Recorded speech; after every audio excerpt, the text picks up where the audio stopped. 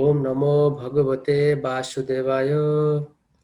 ওম নমো ভগবতে বাসুদেবায়। ওম নমো ভগবতে বাসুদেবায়। হরে কৃষ্ণ। সবাইকে ভগবদ গীতার এই চলমান সিরিজে স্বাগতম। আজকের টপিক হচ্ছে কি চ্যাপ্টার 6 ধ্যান যোগ, রাইট? তো আচ্ছা, এই পর্যন্ত আমরা আমরা যে ভগবদ্গীতা ক্লাস করতেছি, হ্যাঁ, আমরা যে এই যে চ্যাপ্টার 1 to 5 পর্যন্ত আমরা অলরেডি আমরা পড়াশোনা করলাম। এই পর্যন্ত আসলে সবার রিয়েলাইজেশন কিরকম, মানে ধরেন, মানে আমি যদি জিজ্ঞেস করি ইন্ডিভিজুয়ালি যে আসলে কিরকম ফিল হচ্ছে, মানে এটাকে আদৌ কি, এটা কি, মানে এটা এই কোর্সটা, মানে এই সিরিজটা করে কি আমরা বেনিফিটেড হচ্ছি? হ্যাঁ, অবশ্যই অনেক বেনিফিট হচ্ছে, কারণ আগে গীতা পড়েছি কিন্তু মানে পড়ে তো গিয়েছি কিন্তু অত তো বুঝি নাই। হুম, হুম। পুরাটা পড়ে অত বুঝা হয় নাই, কিন্তু এখন যে প্রতি চ্যাপ্টারে এভাবে ক্লাস হচ্ছে, মানে ডিফারেন্ট আইডিয়া গুলি আরো ভালোভাবে বুঝতে পারছি। এক্স্যাক্টলি। মানে আগে জ্ঞানযোগ, কর্মযোগ, সক্ষম কর্ম এগুলি সবকিছু যা আছে এত কিছু আমি মানে ভালো মতন বুঝতাম না, এগুলি এখন ভালো মতন দেখতে পারছি। Great, great, great. Okay, very nice. হ্যাঁ, মানে আমি হচ্ছে লাইক ওভার দ্য টাইম আমি অন্যদিকে জিজ্ঞেস করবো। আমি মানে ক্লাসের যেহেতু টাইম শুরু হয়ে গেছে, আমরা ক্লাস শুরু করে দিই। সো তাহলে আমরা একটু জাস্ট দেখি যে আমরা ব্যাকগ্রাউন্ডে কি ডিসকাস করছি গত ক্লাসে। হুম। গতটা ছিল হচ্ছে কর্ম সন্ন্যাস যোগ, তাই তো? এবং প্রথম কোশ্চেন ছিল অর্জুনের, যে কৃষ্ণ, কি করা উচিত আমাদের, কর্মযোগ নাকি কর্ম সন্ন্যাস, কোনটা শ্রেয়? কৃষ্ণ বলছেন দুইটা থেকেই তুমি মুক্তি পাবে, দুইটা থেকে সিস্টেম করলে, দুইটা প্রসেসই ইউ উইল গেট লিবারেশন। কিন্তু কর্মযোগ ইজ সুপিরিয়র দেন কর্ম সন্ন্যাস, রাইট? এটা আমরা মোটামুটি ডিসকাস করছি। এবং এই চ্যাপ্টারের যে ফ্লোটা ছিল, হুম, সেখানে আমরা লাস্টের ক্লাসে মনে আছে কৃষ্ণ জাস্ট কিছু হিন্টস দিয়েছিলেন। হিন্টসটা কিরকম ছিল, যে অষ্টাঙ্গ যোগ সম্বন্ধে, যে এটা অনেক, মানে কি কি করতে হয় অষ্টাঙ্গ যোগের। অষ্টাঙ্গ যোগের অষ্টাঙ্গ যোগের, আচ্ছা মানে, আচ্ছা আমার কথা ঠিকমতো সবাই কি শুনতে পাচ্ছেন? মানে আমি আজকে হেডফোন আসলে আমি হারাই ফেলছি, so I can see my headphone. So is it okay, like can you listen me properly? I I আচ্ছা, হোপ। ঠিক আছে। ওকে, গ্রেট। সো তাহলে পঞ্চম অধ্যায়ের শেষটা কিভাবে হলো দেখলাম। শেষটা হচ্ছে যে কৃষ্ণ বলছেন যে এই অষ্টাঙ্গ যোগ দিয়ে, এটা এটা আসলে অষ্টাঙ্গ যোগ এর একটা হিন্টস দিয়ে কৃষ্ণ হচ্ছে চ্যাপ্টার 5 শেষ করছেন। হুম। তো চ্যাপ্টার 6 এ হচ্ছে এই সম্বন্ধে ডিটেইলস কৃষ্ণ বলছেন যে অষ্টাঙ্গ যোগের উদ্দেশ্য কি, অষ্টাঙ্গ যোগের আসলে ইভেন্চুয়াল রেজাল্ট কি। আমরা একটু সংক্ষেপে ডিসকাস করি, ঠিক আছে? অষ্টাঙ্গ যোগ মানে কি? অষ্ট মানে কি? 8, রাইট? 8। তো এই 8টা প্রসেস কি কি? এই 8টা প্রসেস হচ্ছে যম, নিয়ম, আসন, প্রাণায়াম, প্রত্যাহার, তারপরে ধারণা, তারপরে ধ্যান, এবং লাস্ট হচ্ছে সমাধি। আমি সংক্ষেপে একটু ডিসকাস করি, কারণ এটা আমাদের যেহেতু অষ্টাঙ্গ যোগ কৃষ্ণ বলছেন, তো এটা একটু ইলাবোরেট করা দরকার, ঠিক আছে? আমি সংক্ষেপে এটাকে ইলাবোরেট করব। তো জম হচ্ছে কি? জম মানে হচ্ছে যে এটা এটা মানে হচ্ছে এক্সটার্নাল পিউরিফিকেশন। হ্যাঁ, মানে মানে বাইরে খুব, মানে বাইরে খুব ক্লিনলিনেস, বা বাইরের খুব, মানে বাইরের, যেমন শরীরের যেই ব্যাপারগুলো যদি বলি, যে আমরা যে 4টা নিয়ম ফলো করি, হ্যাঁ, তারপরে হচ্ছে যে আমাদের এক্সটার্নাল পিউরিফিকেশন, ক্লিনলিনেস, শুচিতা, সেটা হচ্ছে জম। তো এটা হচ্ছে প্রথম অষ্টাঙ্গ যোগের প্রথম ধাপ এটা, ঠিক আছে? সেকেন্ড হচ্ছে কি নিয়ম। নিয়ম মানে হচ্ছে ইন্টারনাল পিউরিফিকেশন, মানে অন্তরঙ্গে, যেমন যেমন এরকম আছে না যে কৃষ্ণ বলছেন ভগবদ্গীতায়, যারা বহিরঙ্গে একরকম আর ভিতরে একরকম, তাদেরকে কৃষ্ণ বলছেন ভণ্ড, মিথ্যাচারী। সো যারা বাইরে দেখায় খুব সাধু হয়ে গেছে, কিন্তু কিন্তু ভিতরে সাধু না, ওদের ওদের ক্ষেত্রে সেটা হচ্ছে মিথ্যাচারী। সো এই জন্য কি নিয়মটা হচ্ছে ইন্টারনাল পিউরিফিকেশন, মানে মাইন্ড মেইনলি আর কি। কারণ মনই হচ্ছে সবকিছুর, কি বলা যেতে পারে যে, মানে একটা সব থেকে বেশি যে বিচলিত থাকে, বা সব থেকে বেশি ফ্লাকচুয়েটিং, এটা আমরা এই চ্যাপ্টারে দেখবো, ঠিক আছে? যে মাইন্ডটা কন্ট্রোল করা কিরকম, কিভাবে মাইন্ড কন্ট্রোল করতে হয়, ঠিক আছে?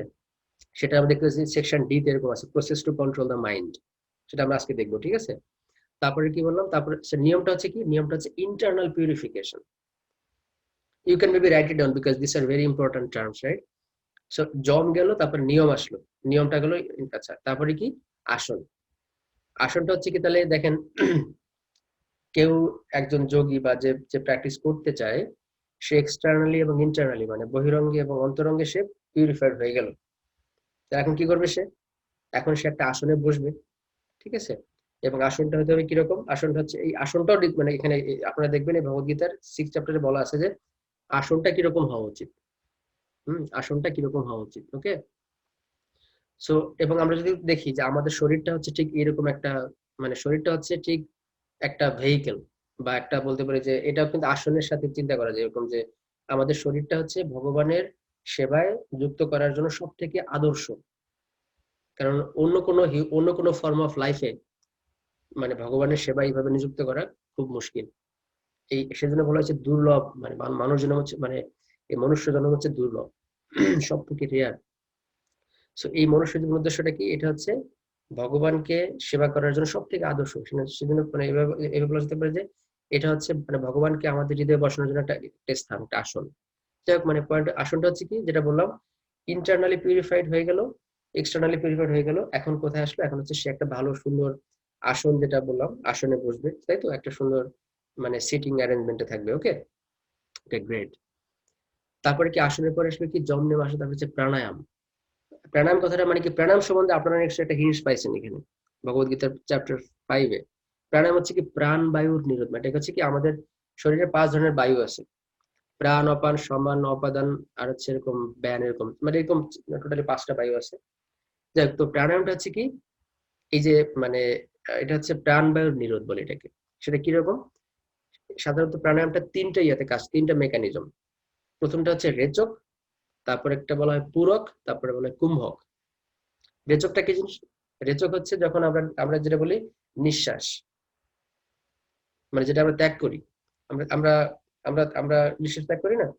আর আরটা হচ্ছে কি পূরক। পূরক হচ্ছে ইনহেল, মানে প্রশ্বাস যেটা বলি, শ্বাস গ্রহণ করা, ঠিক আছে?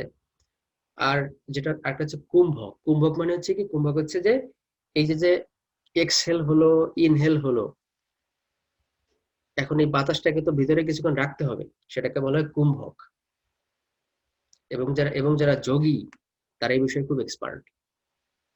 তারা হচ্ছে এটাকে খুব সুন্দর করে কন্ট্রোল করতে পারে।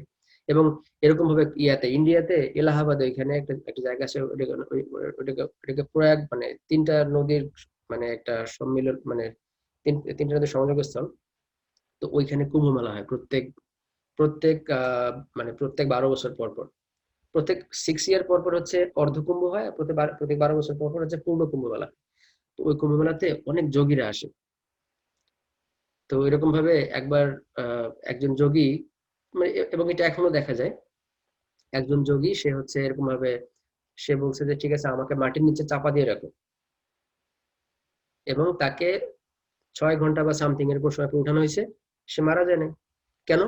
কারণ সে হচ্ছে ওই শ্বাস, সে ওই শ্বাসটাকে মানে যে বাতাসটাকে সে ভিতরে he can keep for more then hours and days. বুঝতে পারছি? এটা হচ্ছে কুম্ভ, এটা যোগীরা এটা খুব এক্সপার্ট এই বিষয়ে, এবং এটা যোগীদের এক্সপার্ট হতে হয়। তারপর কি বললাম, তারপর হচ্ছে প্রাণায়াম হয়ে গেল। তারপরে প্রত্যাহার। প্রত্যাহারটা কি? সমস্ত ইন্দ্রিয়ের যত বিষয় সেখান থেকে নিজেকে নিজেকে গোটায় ফেলা। যেমন এই যে কচ্ছপ আছে, কচ্ছপ কি করে? কচ্ছপকে যখন কেউ যখন দেখে বিপদ, তখন কি করে সে? সে হচ্ছে তখন তার শরীরটাকে, তার হাত পা সবগুলোকে শরীর মানে তার যেই খোলস আছে তার মধ্যে সে ঢুকায় নেয়। সেটা হচ্ছে প্রত্যাহার। একইভাবে আমাদেরও যারা যোগী তারা কি করে? তারা হচ্ছে এই যেমন ধরেন কোথায় একটা দেখা যায় সামনে হয়তো কোনো একটা ঘটনা ঘটছে, সে দেখা যাচ্ছে সে এখানে উপস্থিত থেকেও সে ঘটনাটা যুক্ত নাই, মানে ওই বিষয় থেকে সে নিজের বিষয় থেকে সে সেখান থেকে গুটাই নিছে। এটা হচ্ছে প্রত্যাহার। তারপরে কি? তারপর হচ্ছে ধারণা।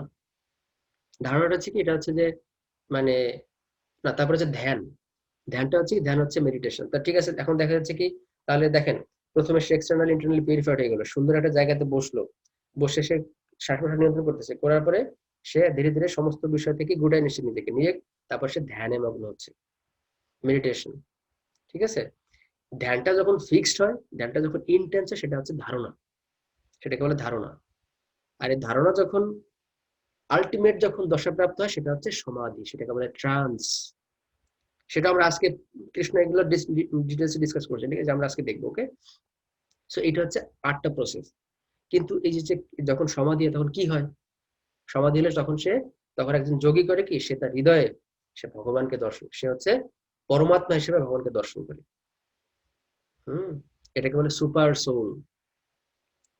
তাহলে কি হলো দেখেন ব্যাপারটা, তাহলে সে ভগবানকে দর্শন করলে সুপার সোল হিসেবে। যখন যখন সে ভগবান দর্শন করে তখন সে বুঝতে পারে যে, দেখেন আমরা হচ্ছে সোল আর ভগবান হচ্ছে সুপার সোল। তখন সে বুঝতে পারে, ও আচ্ছা, আমরা এত ক্ষুদ্র, আমরা এত নগণ্য, আর ভগবান হচ্ছেন অসীম, সমস্ত কিছুর নিয়ন্তা, পরমাত্মা হিসেবে সবার হৃদয়ে বিরাজ করতেছেন। যখন সেটা দেখে তখন সে কি হয়, তখন সে বুঝতে পারে যে আমি কত ইনফাইনাইট, আমি কত ইনফাইনিটেসিমাল, হ্যাঁ, আমি কত ক্ষুদ্র। তখন সে ভগবানের চরণে শরণাগত হয়, বুঝতে পারছি? আর যখন শরণাগত হয়, সেইটা হচ্ছে ভক্তির প্রথম অঙ্গ। ভক্তির প্রথম অঙ্গ কি? শরণাগতি। সরঙ্গ শরণাগতি হইবে যাহার, তাহারও প্রার্থনা শুনে শ্রীনন্দ কুমার। বুঝতে পারছি যে কত সুন্দর কানেকশন, হ্যাঁ। সো তার মানে কি, এই আমরা আগের অধ্যায়ে কৃষ্ণকে হিন্ট দিয়েছি, দেখো এটা সুপার, মানে এই অষ্টাঙ্গ যোগের এখন কৃষ্ণ ডিটেলসে বলবেন, এবং আমরা দেখব কিভাবে এই সুপার সোল হচ্ছে ভগবানের এক্সপানশন, এই পরমাত্মা যে ভগবানের এক্সপানশন, সেটা আমরা এই চ্যাপ্টারে দেখব, ঠিক আছে? তাহলে কানেকশনটা বুঝতে পারছি যে কৃষ্ণ কিভাবে আগাচ্ছেন। তাহলে অর্জুনকে একটা হিন্ট দিয়েছেন অষ্টাঙ্গ যোগের, এখন কৃষ্ণ ডিসকাস করবেন। এবং এই চ্যাপ্টারে আমরা কি দেখব? আমরা প্রথম দেখব যে এই যে যোগের কথা বললাম, কিভাবে এই যোগে অ্যাডভান্সড হওয়া যাবে। এবং এবং সেকশন বি যেটা, সেটা হচ্ছে যে মানে মনটাকে কিভাবে আমরা, মানে আমরা যে বললাম যে আমরা ডিটাচমেন্ট গ্রো করব, সেটা কিভাবে করব? সেটা তো শুধু মুখে বললে হবে না, এটা তো কাজে প্রকাশ করতে হবে। সেটা কিভাবে? হুম তারপরে আমরা দেখবো যে সেকশন সি এটা অনেক বড়, সেখানে দেখবো যে মানে যে যোগা প্র্যাকটিস, হ্যাঁ, সেটা আসলে কি, কিভাবে করতে হয়। এবং সেকশন ডি হচ্ছে কি, কিভাবে মন নিয়ন্ত্রণ করতে হয়। আর সেকশন ই হচ্ছে আমরা দেখবো যে যদি কেউ মন নিয়ন্ত্রণ করে, যদি কেউ যোগ অভ্যাস করে, যদি সে সাকসেসফুল না হয় তাহলে কি হবে? হ্যাঁ, তাহলে কি সে, তাহলে তার কি গতি হবে? একটা প্রশ্ন থেকে যায় না যে, ঠিক আছে আমি যদি না পারি তাহলে কি হবে? তা আমরা আজকে এই জিনিসগুলো ডিসকাস করব। সবাই বলতে ক্লিয়ার? কারো কোনো কনফিউশন আছে? আচ্ছা, আমি ধরে নিচ্ছি কারো কনফিউশন নেই। Okay, good.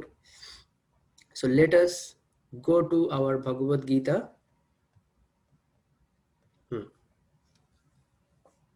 ওকে, তো সবাই কি স্ক্রিন দেখতে পাচ্ছি? ওকে, দেখতে পাচ্ছি। প্রথম শ্লোক, হ্যাঁ, প্রথম শ্লোক কৃষ্ণ কি বলছেন দেখি। ধ্যান যোগ। শ্রী ভগবান উবাচ অনাশ্রিত কর্মফলম কার্যং কর্ম করতি সন্ন্যাসী চ যোগী চ ন নিরগ্নিনর চাক্রিয়ঃ। আচ্ছা, এটার মিনিংটা কি আমরা দেখি। পরমেশ্বর ভগবান বললেন, যিনি অগ্নিহোত্রাদি কর্ম ত্যাগ করেছেন এবং দৈহিক চেষ্টা শূন্য, তিনি সন্ন্যাসী বা যোগী নন। তিনি সন্ন্যাসী বা যোগী নন। যিনি কর্মফলের প্রতি আসক্ত না হয়ে তার কর্তব্য কর্ম করেন, তিনি যথার্থ সন্ন্যাসী বা যোগী। তার মানে বুঝতে পারছি যে, আচ্ছা, অগ্নিহোত্রাদি কর্ম বলতে কি বোঝাচ্ছে? এটা ওই যে বললাম যে যারা ফায়ার স্যাক্রিফাইস, মানে যজ্ঞ করা ভগবানের উদ্দেশ্যে।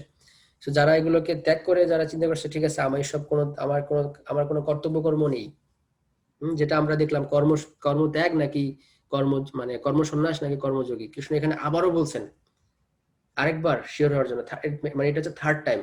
আমরা এর আগে 2বার কৃষ্ণ সেম কথা বলছেন, এখন আবারও বলতেছেন যে দেখো, যারা কর্মফলের প্রতি আসক্ত না, who are not attached with the fruitive results, they are called yogi বা সন্ন্যাসী। ওকে, তার মানে আসলে কর্ম করলেও কর্মযোগী হওয়া যায়। কিভাবে সেটা? ভগবানের উদ্দেশ্যে কর্ম করতে হবে। হ্যাঁ, খুব সিম্পল, তাই না? কিন্তু সিম্পল না। এটা আমাদেরকে সিম্পল মনে হচ্ছে, কিন্তু এটা আসলে মানুষজন এটাকে তালগোল পাকাই ফেলে। কিভাবে তালগোল পাকাই ফেলে? যারা হচ্ছে মায়াবাদী, তারা মনে করে কি যে, তারা মনে করে আচ্ছা ঠিক আছে, এইসব মানে এইগুলো কি আছে, হ্যাঁ, মানে তারা তারা দেখাচ্ছে ইভেনচুয়ালি তারা বলে তারা সমস্ত কর্ম থেকে নিজেকে মানে চেষ্টা করে যে আমি কোনো কর্ম করবো না, এবং আমি একসময় তারা তারা নিজেদেরকে নারায়ণ বলে সম্বোধন করে। নারায়ণ হচ্ছে ভগবান, তাই না? তারা বলে যে আমি সবাই, মানে তারা হচ্ছে নারায়ণ হয়ে যায় কিরকম, এবং তারা বলে তাদের কোনো কর্তব্য কর্ম নেই। বাট এটা কিন্তু কৃষ্ণ কিন্তু সেটা বলেননি, তাই না? তো এটা আর কি আমরা দেখি। তারপর আর কি আছে, আজকে চ্যাপ্টার একটু বড় আছে, আমরা ট্রাই করবো যতটুকু তাদের সময় শেষ করা যায়। তারপরে শ্লোক নম্বর 2, হে পাণ্ডব, যাকে সন্ন্যাস বলা যায় তাকেই যোগ বলা যায়, কারণ ইন্দ্রিয় সুখ ভোগের বাসনা ত্যাগ না করলে কখনোই যোগী হওয়া যায় না। এইটা হচ্ছে সামারি, কিভাবে অ্যাডভান্সড হওয়া যাবে। অ্যাডভান্সড হওয়ার উপায়টা কি? উপায়টা হচ্ছে যে ইন্দ্রিয় সুখ ভোগের বাসনা ত্যাগ যদি কেউ না করে, what ever he is doing just like a West of time. বুঝতে পারছি? এইটা হচ্ছে সব থেকে কি বলা যেতে পারে, মানে একটা মানে কনক্লুসিভ একটা ওয়ার্ড। এটা আপনার মনে রাখবেন সবসময়, ঠিক আছে? মানে গত ক্লাসে আমরা দেখলাম যেই সংস্পর্শ জাত ভোগা, এরকম একটা ছিল না, যে যারা ইন্দ্রিয়ের প্রতি আসক্ত, ইন্দ্রিয় ভোগের প্রতি আসক্ত, তাদের পক্ষে কোনোভাবে যোগ্য সম্ভব না।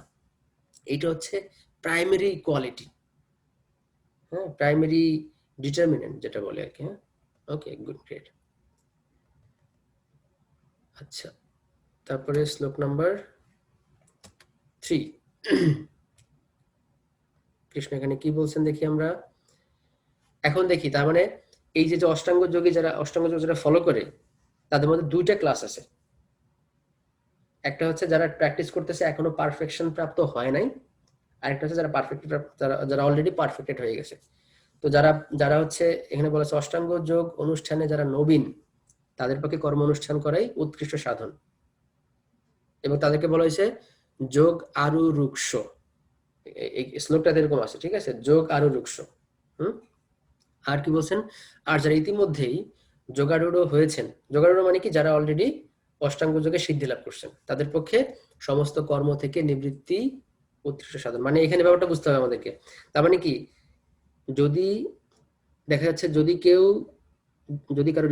কারো যদি হৃদয় কলুষ মুক্ত না হয়, কারো হৃদয় যদি এখনো যদি অনর্থ থেকে থাকে, তার পক্ষে মানে তার কখনো কর্ম ত্যাগ করা উচিত না। কর্মত্যাগ মানে এখানে এই পয়েন্টটা ভালো করে বুঝতে হবে যে যাদের হৃদয় এখনো কলুষ মুক্ত হয় নাই, তাদের পক্ষে তাদের কখনো কর্তব্য কর্ম ত্যাগ করা উচিত না। আর যাদের কলুষ মুক্ত হয়ে গেছে, তাদের কি কর্তব্য, মানে তাদের কাছে কি করা উচিত? তাদেরকেও কর্তব্য কর্ম, এবং সেটা কি কর্তব্য কর্ম? সেটা হচ্ছে ভগবানকে সন্তুষ্ট করা। সেটা হচ্ছে ভগবানের সেবা। তো এই প্রসঙ্গে বলা আছে ভগবানকে যে ভজনা করে, সেটা আমরা একদম ক্লাসটা শ্লোকে দেখবো আজকে, যে আসলে তাদের কর্তব্যটা কি। কর্তব্য হচ্ছে একটা, সেটা হচ্ছে কি সর্বাবস্থায় ভগবানের সেবা করে। তো এখানে এখানে এখানে একটা ব্যাপার হচ্ছে যে এই যে মানে যোগগুলোর কথা বললাম, অষ্টাঙ্গ যোগ, ধ্যান যোগ, হ্যাঁ, তারপরে হচ্ছে যে জ্ঞান যোগ, এই সমস্ত প্রবলেমে, সমস্ত সিস্টেমে তিনটা মানে এখানে তিনটা হচ্ছে ফল্ট আছে। তিনটা ফল্ট বলতে মানে টোটাল আর কি। সেটা হচ্ছে কি, যারা মানে যারা হচ্ছে কর্মযোগী, আমরা দেখলাম চ্যাপ্টার 3-তে, তাদের ক্ষেত্রে সমস্যা হচ্ছে কি, তারা যদি ঠিকমতো পরিচালিত না হয়, তাহলে তারা শেষ পর্যন্ত ভক্তিকামী হয়ে যায়। ভক্তি, হ্যাঁ, এটা হচ্ছে ভক্তি মুক্তি সিদ্ধিকামী সকলে অশান্ত, কৃষ্ণ ভক্ত নিষ্কাম অতএব শান্ত। তাহলে কি বললাম দেখি, এই যে অন্য যে প্রসেসগুলো আছে, এই প্রসেসগুলোর প্রত্যেকটা প্রসেসে যদি কেউ ঠিকমতো যদি কেউ ঠিকমতো গাইডেড না হয়, তাহলে কি হবে? কর্মযোগী সে ভক্তি কামনা করতে পারে, কিন্তু তার উদ্দেশ্য ছিল কি ভগবানকে সেবা করা, কিন্তু যদি সে ডেভিয়েট হয়ে যায়, তাহলে কি হয়? তাহলে সে ভক্তিকামী হয়ে যায়। জ্ঞান যোগের উদ্দেশ্য কি ছিল? ভগবানকে জানা। যদি সে না করে, তাহলে যদি সে ঠিকমতো গাইডেড না, তাহলে কি হয়? ঠিকমতো যদি সে গাইডেড না হয়, তাহলে সে মুক্তিকামী হয়ে যায়, সে মুক্তি কামনা করে।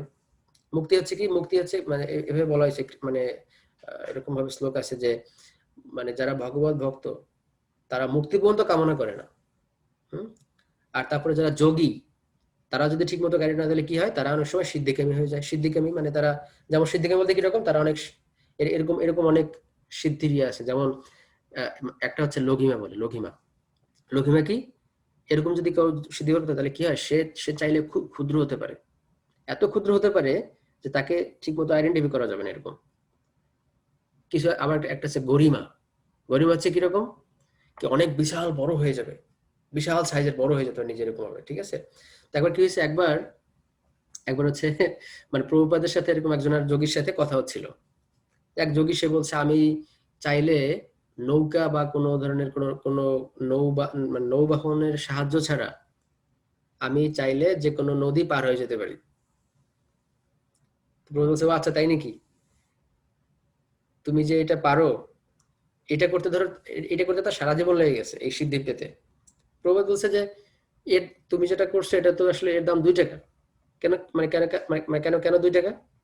কারণ 2 টাকা দিলে তো একজন নদী পার করে দিবে। ঠিক না?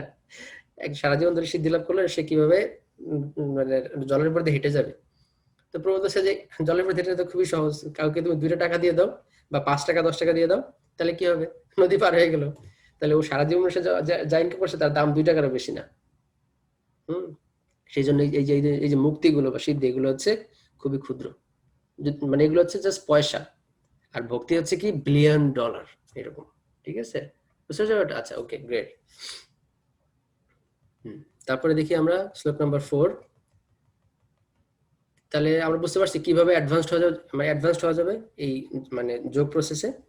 ইন্দ্রিয় সুখের মানে মানে যেমন আমরা আবারও দেখি এখানে, যখন যোগী জড় সুখ ভোগের আর সমস্ত সংকল্প ত্যাগ করে ইন্দ্রিয় ভোগ্য বিষয়ে এবং সকাঙ্ক্ষের প্রতি আসক্তি রহিত হন। রহিত মানে কি? স্টপ, তাই না? যখন আসক্তি ত্যাগ করেন তখন তাকেই যোগারূঢ় বলা হয়। তার মানে এটা হচ্ছে অ্যাডভান্স হওয়ার উপায় কি? No sense gratification or reduce the sense gratification gradually. এটা হচ্ছে এটা হচ্ছে অ্যাডভান্স হওয়ার সিস্টেম। যদি কোনো হয় তাহলে কি হবে? যদি ভিতরে বাইরে থেকে দেখা হলো আমি বিশাল সাধু, কিন্তু ভিতরে ভিতরে কিরকম ইন্দ্রিয় ভোগের বাসনা, তাহলে বুঝতে হবে কি? কি বুঝতে হবে? তাহলে তাকে মিথ্যাচারী, ভণ্ড। একদম পরিষ্কার। কৃষ্ণ এখানে আর কোনো এখানে না বোঝার কিছু নাই, তাই না? গ্রেট। তাহলে এখন আমাদের সেকশন বি কি ছিল মনে আছে? সেকশন বিটা হচ্ছে, সেকশন বি ছিল হচ্ছে কি, আমরা একটু দেখে আসি, হয়তো যদি খুব ভুলে যায় তাহলে কি আছে। আচ্ছা, ওকে, সেকশন বি হচ্ছে কি, giving up attachment through controlling mind. এখন আমরা দেখবো যে এই এই সেকশনটাতে কিভাবে আমরা যে বললাম যে ইন্দ্রিয় সুখের বাসনা ত্যাগ করতে হবে, কিভাবে ত্যাগ করতে হবে, তাই না? প্রশ্ন আসবে না যে কিভাবে ত্যাগ করবো, সেটা এখন আমরা দেখবো কিভাবে। ওকে, গ্রেট।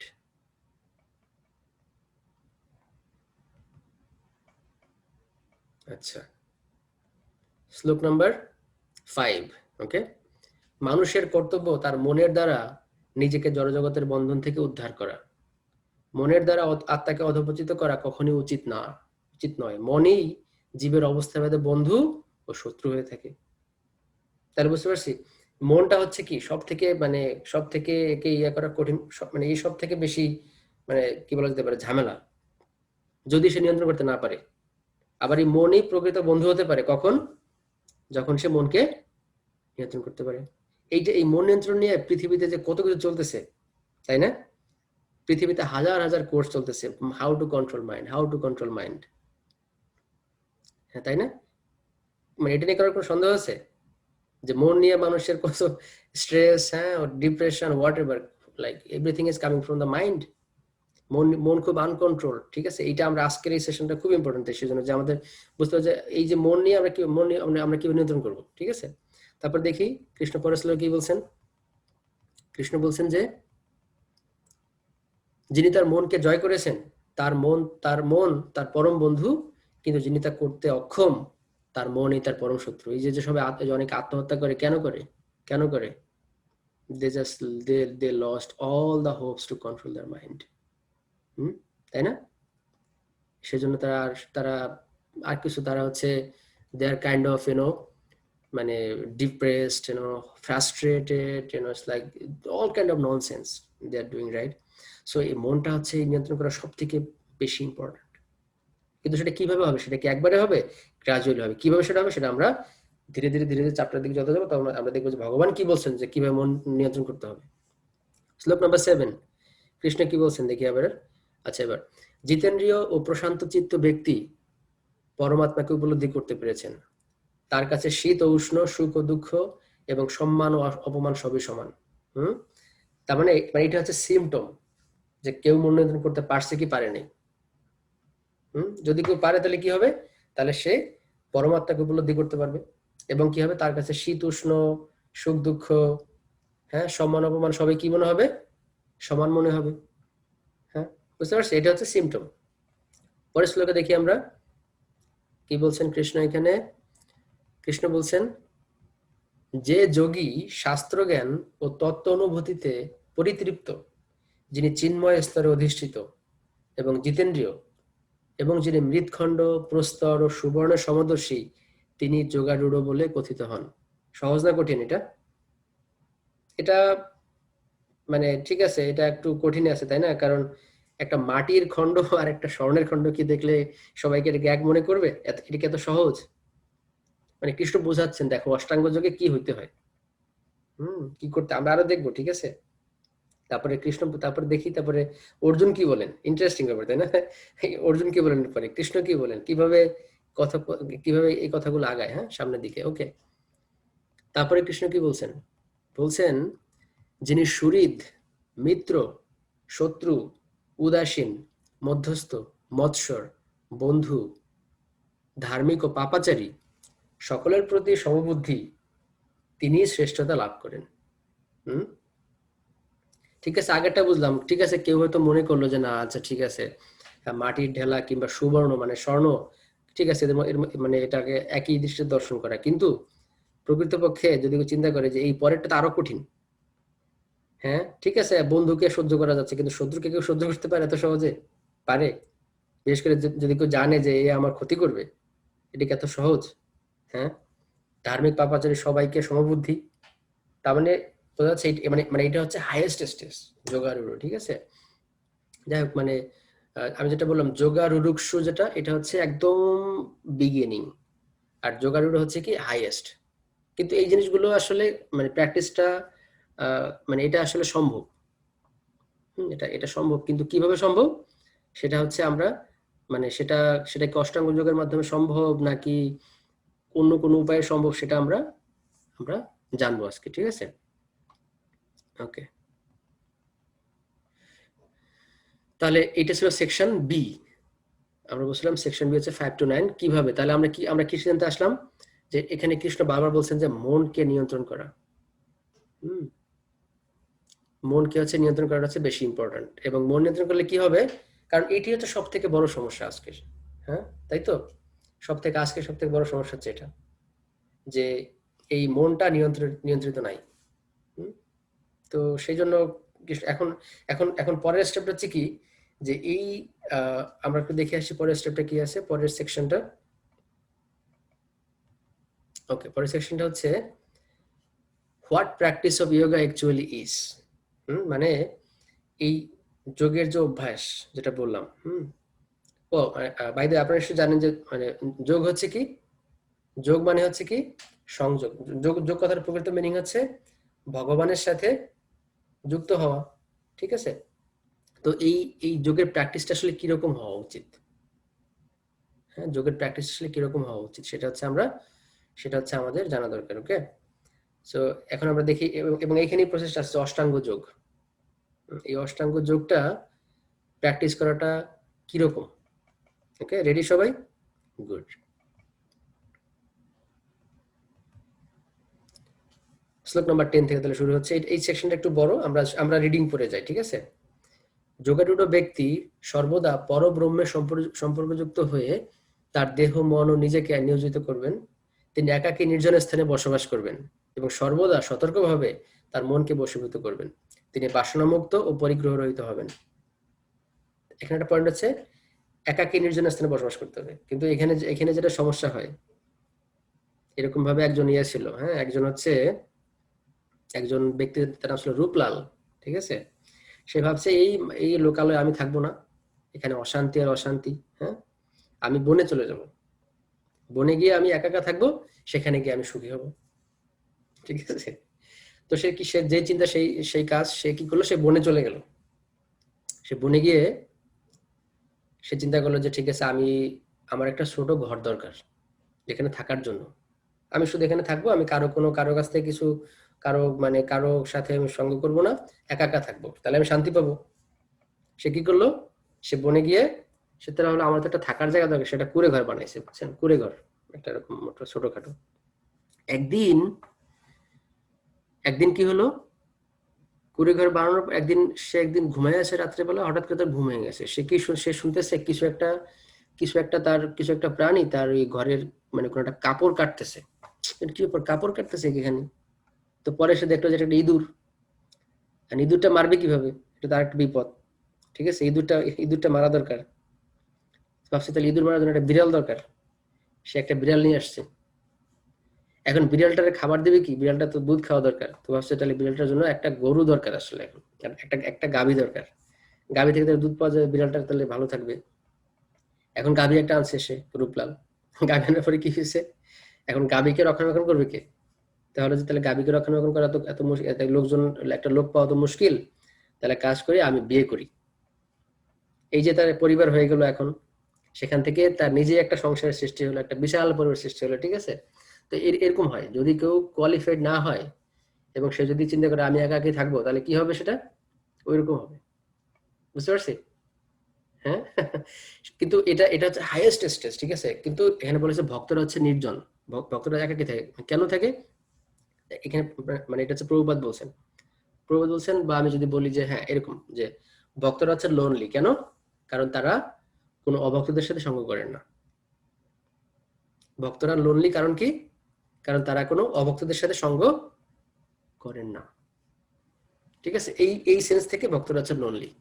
নিয়ম এই যে কুশাসনের উপরে মৃগচর্মের আসন, তার উপরে বস্ত্র আসন রেখে, অত্যন্ত উচ্চ কিংবা অত্যন্ত নিচ না করে সেই আসন পবিত্র স্থানে স্থাপন করে তাতে আসীন হবেন, সেখানে বসবেন। এবং এখানে বলছে মৃগচর্ম। কেন কেন এখানে মৃগচর্ম? এটা খুব ইন্টারেস্টিং। মৃগচর্ম কারণ হচ্ছে কি, যখন কেউ বনে গিয়ে যখন কেউ এরকম ভাবে ধ্যান করে, তখন কি হয়? অনেক সময় সাপ আসতে পারে, সাপ।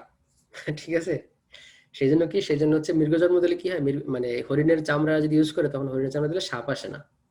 অ্যাটলিস্ট কি একটা জিনিস থেকে মুক্ত হলো নাকি, যে সাপে কামড় দিবে না তাকে। কারণ যদি এমন হয় যে সে বসে আছে, সাপে একটা কামড় দিলে কি হলো? শেষ, তার সমস্ত কিছু শেষ। বুঝতে পারছি? তো এটা এটা কি সহজ না কঠিন? হ্যাঁ। তারপরে দেখেন, তারপরে কি, সেখানে উপবিষ্ট হয়ে চিত্ত, ইন্দ্রিয় ও ক্রিয়াকে নিয়ন্ত্রিত করে চিত্ত শুদ্ধির জন্য মনকে একাগ্র করে যোগ অভ্যাস করবেন। তাহলে কত সিস্টেমটা আমরা দেখতে, কৃষ্ণ বোঝাচ্ছে না কি, দেখো এইভাবে অষ্টাঙ্গ যোগ করতে হয়। এরকম যারা হিমালয়ে থাকে বা এরকম যারা এরকম ভাবে যোগ করে, which is very very very difficult, right?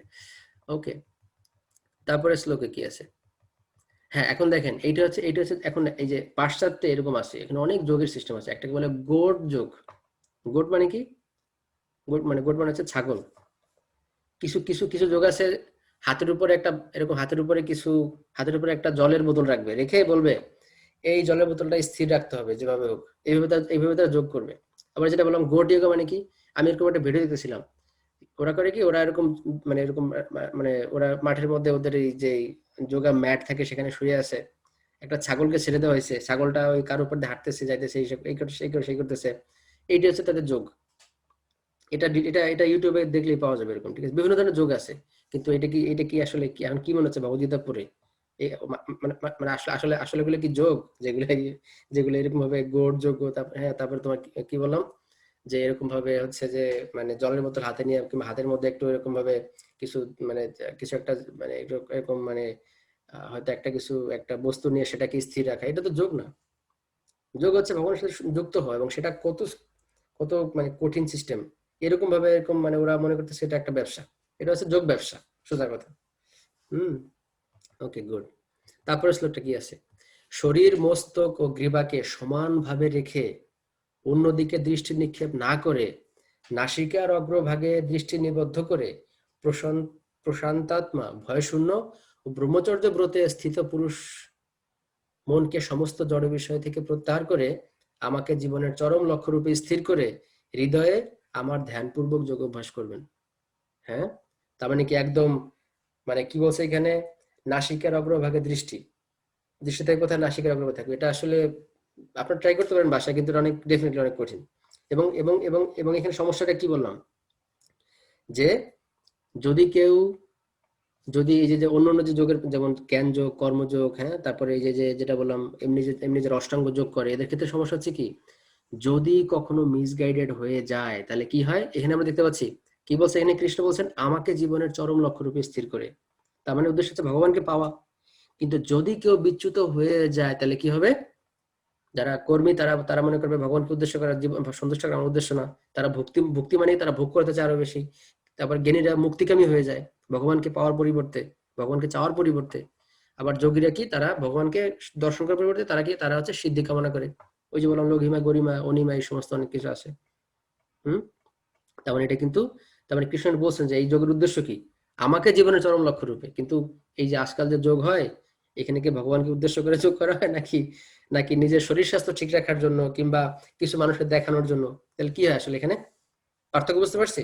যে আসলে এগুলোকে যোগ বলা হচ্ছে, এগুলো হচ্ছে ব্যবসা। অনেস্টলি এগুলো ব্যবসা।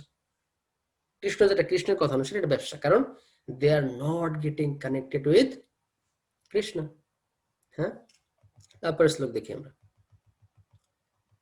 তারপর শ্লোক কি বলছেন কৃষ্ণ? এভাবেই দেহ মন ও কার্যকলাপ সংযত করার অভ্যাসের ফলে যোগীর জড়বন্ধন মুক্ত হয় এবং তিনি তখন আমার ধাম প্রাপ্ত হন। এটা বোঝা যাচ্ছে তাই না? মানে মানে আসলে গোলটা কি? গোলটা হচ্ছে ভগবানের ধাম প্রাপ্ত হওয়া। সেটা যদি না হয় তাহলে সেটা যোগ না, সেটা হচ্ছে ব্যবসা। তারপরে কি?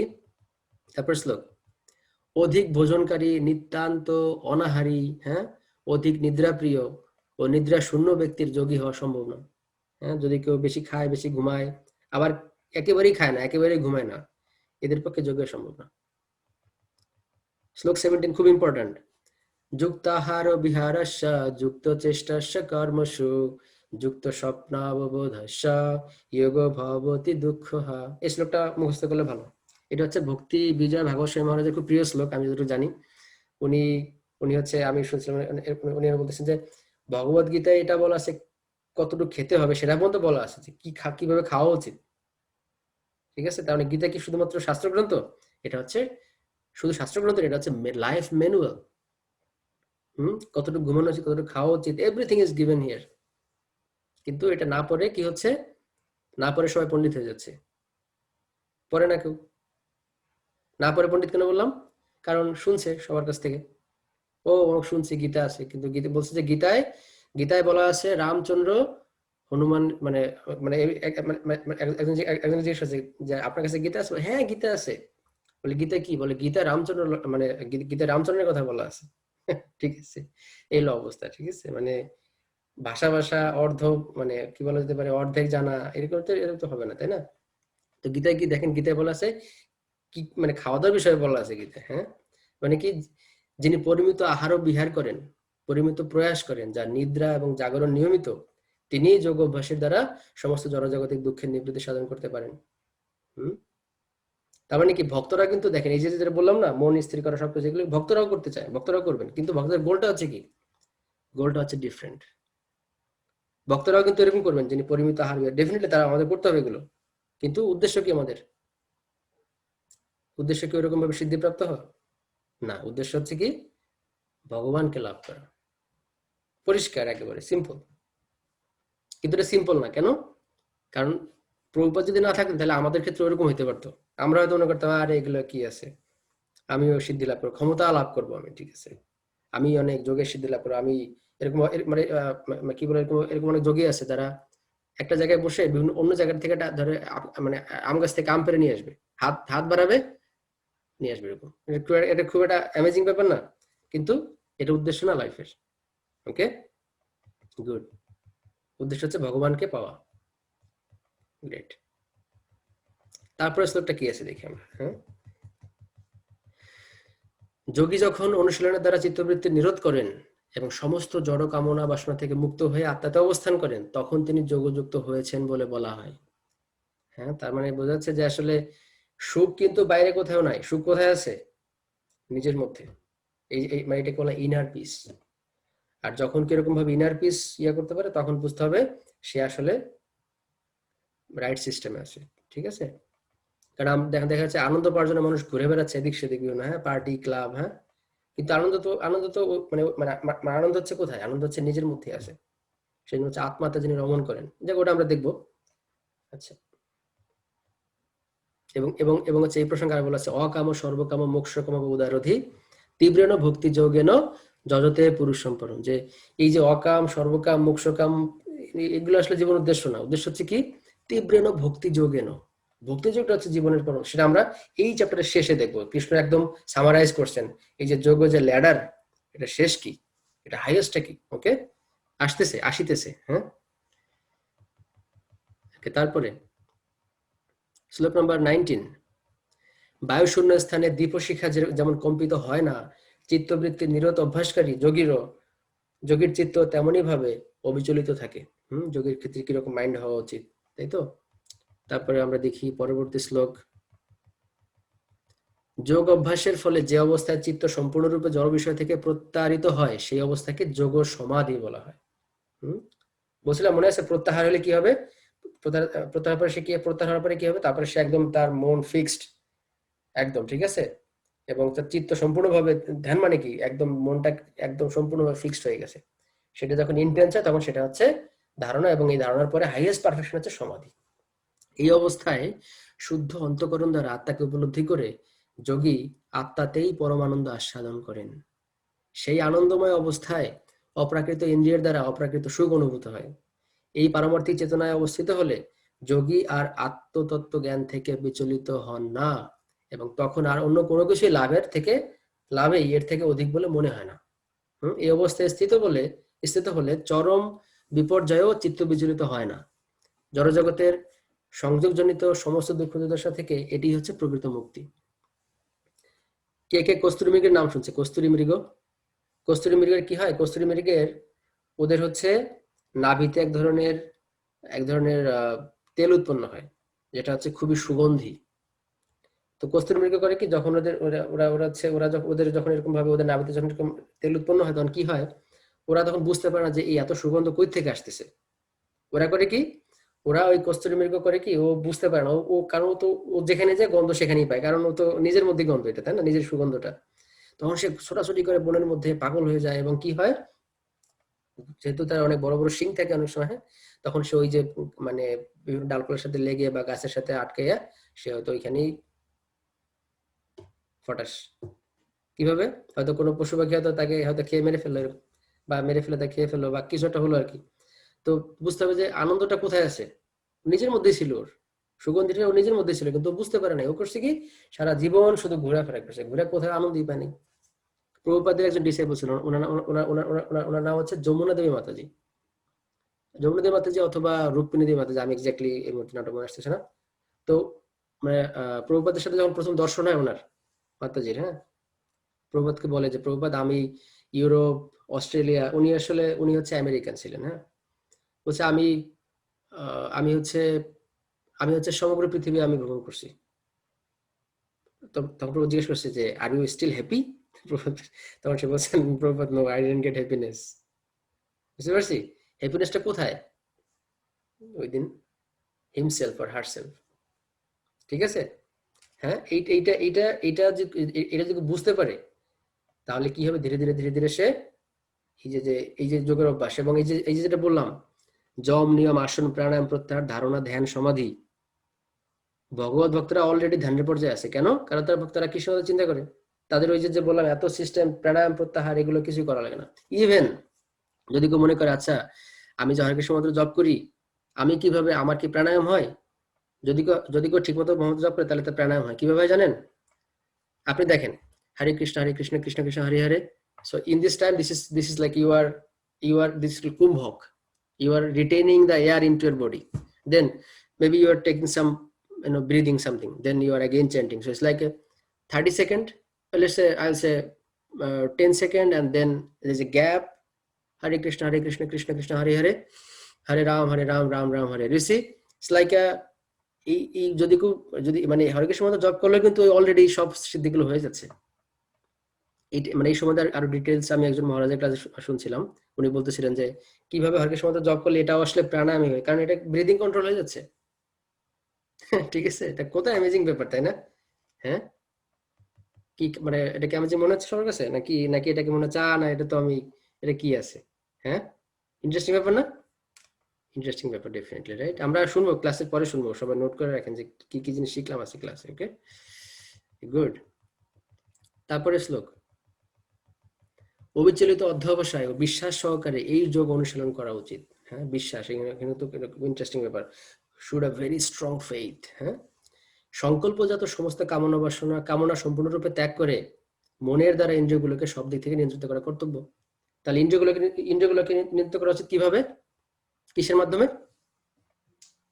মনের মাধ্যমে। কারণ কি মনে আছে ওই যে চ্যাপ্টার 4-এ কিন্তু কৃষ্ণ বলছিলেন কিভাবে কাকে প্রথম নিয়ন্ত্রণ করা। প্রথম হচ্ছে ইন্দ্রিয়। ইন্দ্রিয় থেকে সুপিরিয়র কে? মন।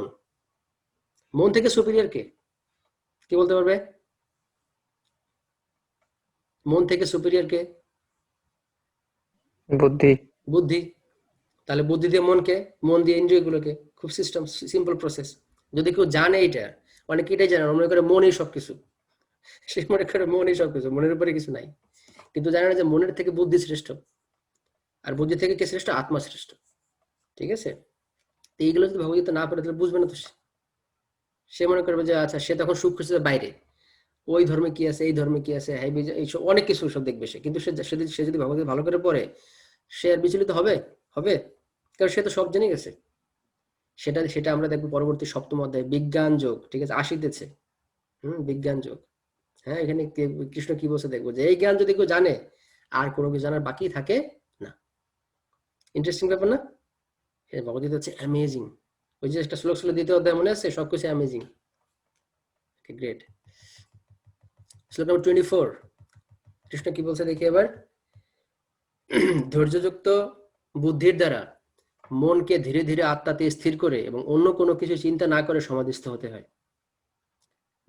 বোঝাচ্ছে এখানে কিন্তু প্যাশেন্স দরকার।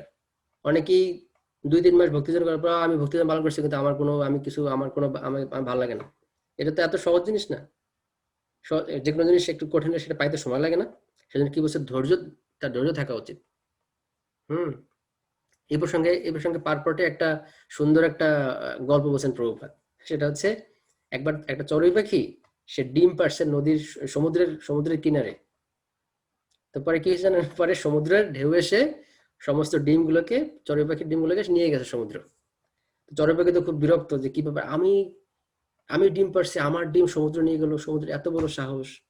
সে করলো কি, সে ভাবছে সমুদ্র শুকাই ফেলবে সে আজকে।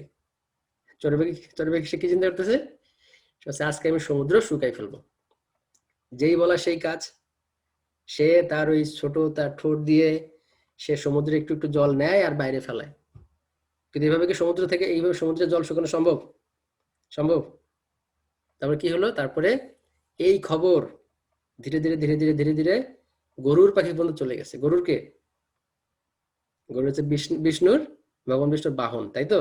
সে শুনছে তার একটা ছোট বোন আছে পৃথিবীতে, তার ছোট বোন চেষ্টা করতেছে সমুদ্র শুকানোর জন্য, কিন্তু সে পারতেছে না, এবং এটা জন্য হাসাহাসি করতেছে যে চড়ুই পাখি সমুদ্র শুকানোর চেষ্টা করতেছে। এখন এটা শোনার পরে কি হয়েছে, গরুর দেব উনি বলছে যে ওনার বোনকে হেল্প করা দরকার, আমার ছোট বোন যেহেতু ছোট। তারপর সে পৃথিবীতে আসছে, এসে সমুদ্রকে বলছে, সমুদ্র তুমি কেন আমার বোনের ডিম নিয়ে গেছো, ওই ডিম তুমি ফেরত দাও, নাহলে তোমার সমুদ্র আমি শুকাই ফেলবো। যখন এটা বলছে তখন সমুদ্র ডিমগুলো ফেরত দিচ্ছে চড়ুই পাখিকে। ঠিক আছে? এখন এই যে প্যাশন, চেষ্টা করতে হবে আমাদেরকে। ঠিক আছে? মানে চড়ুই পাখি চেষ্টা করছে, এবং চেষ্টা করবে কি হয়েছে, এটা সময় লাগছে, তাই না? একটা ধীরে ধীরে একটা স্লো প্রসেস। কিন্তু চেষ্টা এসে কি হলো, পরে এই খবর ভগবত ভক্তের কৃপায়, মানে গরুরদেব কি ভগবান, মানে মহান ভগবত ভক্ত, তার কৃপায় কি হলো, তার কার্যসিদ্ধি হলো। এই যে এখানে তাৎপর্য দেখেন, ভীতগ্রস্ত হয়ে সমুদ্র, আচ্ছা দেখি, আমি জাস্ট লাস্ট লাইনটা পড়ি। এভাবেই গরুরের কৃপায় সেই চড়াই পাখি তার ডিম ফিরে পেয়ে সুখী হলো। হ্যাঁ, তার মানে বুঝতে পারছি? ইন্টারেস্টিং ব্যাপার না, যে এটা তার মানে ধৈর্য লাগবে আসলে, হয়তো একবারই সম্ভব হবে না। স্লো প্রসেস তো, গ্রাজুয়ালি প্রসেস। ঠিক আছে? Gradual process. ওকে, ক্লিয়ার পর্যন্ত? Okay, good. তারপর শ্লোক দেখি আমরা। চঞ্চল ও অস্থির মন যে বিষয়ে ধাবিত হয় সেই বিষয় থেকে নিবৃত্ত করে আত্মার বশে আনতে হবে। মানে এই প্রসেসটা যেটা বললাম, যেটা জমনিয়ম আসলে, এগুলো আসলে অনেক কমপ্লিকেটেড প্রসেস আর কি, অনেক জটিল প্রসেস আর কি। হ্যাঁ, ব্রহ্মভাব সম্পন্ন প্রশান্ত চিত্ত রজগুণ প্রশমিত ও নিষ্পাপ হয়ে যার মন আমাদের নিবিষ্ট হয়েছে, তিনি এই পরম সুখ প্রাপ্ত হন। তার মানে আমরা বুঝতে পারতেছি এটা তার প্রশান্ত চিত্ত ব্রহ্মভাব সম্পন্ন। এবং এটা এখানে এখানে এখানে মানে ইন্টারেস্টিং ব্যাপার হচ্ছে যে ইভেন যারা ব্রহ্মভাব সম্পন্ন, এর মধ্যে একটা উদাহরণ হচ্ছে চতুষ্কুমার, ব্রহ্মার 4 পুত্র, মানস পুত্র। সনক, সনদ, সনন্দ, সনাতন। তো ওনারা প্রথমে ছিল ব্রহ্মবাদী। ব্রহ্মবাদী মানে কি, ওরা মনে করতো ভগবানের কোনো রূপ নাই। তারা পর্যন্ত কি হয়েছে, তারা পর্যন্ত একবার বৈকুণ্ঠে গেছে, যাওয়ার পরে কি হলো, বৈকুণ্ঠে যাওয়ার পরে তারা হচ্ছে একদিন এরকম বসে আছেন একটা জায়গাতে, হঠাৎ করে না তারা হচ্ছে একটা একটা একটা মানে একটা ট্রান্সেন্ডেন্টাল একটা এরকম মানে এত বিউটিফুল, এত মানে ওয়ান্ডারফুল একটা স্মেল তারা পেয়েছে, সুগন্ধ পাইছে। এবং সেটা হচ্ছে তুলসী, মানে মানে তোমার কি বলে, এটা হচ্ছে চরণ তুলসী ভগবানের থেকে। তো তখন তারা হচ্ছে কি ব্যাপার, এবং সেটা কিন্তু তারা সরাসরি পায় নাই, সেটা হচ্ছে মানে বাতাসের মাধ্যমে ওই গন্ধটা তাদের নাকে আসছে। তাই কিন্তু এত এত সুগন্ধ, ব্রহ্মভাব সম্পূর্ণ, মানে বুঝতে পারছি, মানে খুবই সমস্ত বিষয় থেকে রহিত। কিন্তু এই যে আমরা দেখলাম যেটা সমস্ত সমস্ত কিছু নিয়ন্ত্রণে আছে, তারপরেও তারা কি ভগবানের চরণ তুলসী থেকে যে সুগন্ধ সেটা শুনে আসক্ত হয়ে গেছে, আকৃষ্ট হয়ে গেছে বলবো। হ্যাঁ, তার মানে তার মানে মানে এই যে আমি যেটা বললাম যে প্রথম হচ্ছে ব্রহ্ম, ব্রহ্ম রিয়েলাইজেশন, তারপর হচ্ছে পরমাত্মা রিয়েলাইজেশন, তারপর সেখান থেকে ভগবান রিয়েলাইজেশন। এটা কিভাবে হয়, এটা হচ্ছে সঙ্গের মাধ্যমে, অ্যাসোসিয়েশন। যদি কোনো ভক্ত কৃপা করে তাহলে সেক্ষেত্রে এটা আস্তে আস্তে আমাদের এই উপলব্ধিগুলো আস্তে আস্তে উপরের দিকে যাবে আর কি। ঠিক আছে, ওকে, গ্রেট। তারপরে শ্লোক 28। এভাবেই আত্মসংযমী যোগী জড়জগতের সমস্ত কলুষ থেকে মুক্ত হয়ে ব্রহ্ম সংস্পর্শ স্বরূপ পরম সুখ আস্বাদন করেন। হ্যাঁ, তার মানে ব্রহ্ম সুখ কিন্তু অনেক কঠিন, কিন্তু এর থেকে দেখছি ব্রহ্ম সুখ পাওয়ার পরেও সেখান থেকেও সেখানে তারপরে কি মানে তারপর হচ্ছে ভগবান রিয়েলাইজেশন। তো বুঝতে পারছি কিভাবে কিভাবে হচ্ছে এই যে মানে পরমাত্মা থেকে ভগবানের দিকে আসতেছে আস্তে আস্তে, আমরা দেখবো আস্তে আস্তে। ওকে, তারপরে শ্লোক দেখি। প্রকৃত যোগী সর্বভূতে আমাকে দর্শন করেন, এই যে কৃষ্ণ বলতেছেন। হ্যাঁ, কিভাবে হচ্ছে মানে কিভাবে হচ্ছে ভগবানের এই মানে মানে ভগবানের যে রিয়েলাইজেশন সেদিকে আমরা যাচ্ছি। প্রকৃত যোগী সর্বভূতে আমাকে দর্শন করেন এবং আমাদের সবকিছু দর্শন করেন। যোগযুক্ত আত্মা সর্বত্রই আমাকে দর্শন করেন। কারণ ভগবানকে মানে যেহেতু ভগবান সর্বব্যাপী, এইখানে মায়াবাদীরা ভুল করে।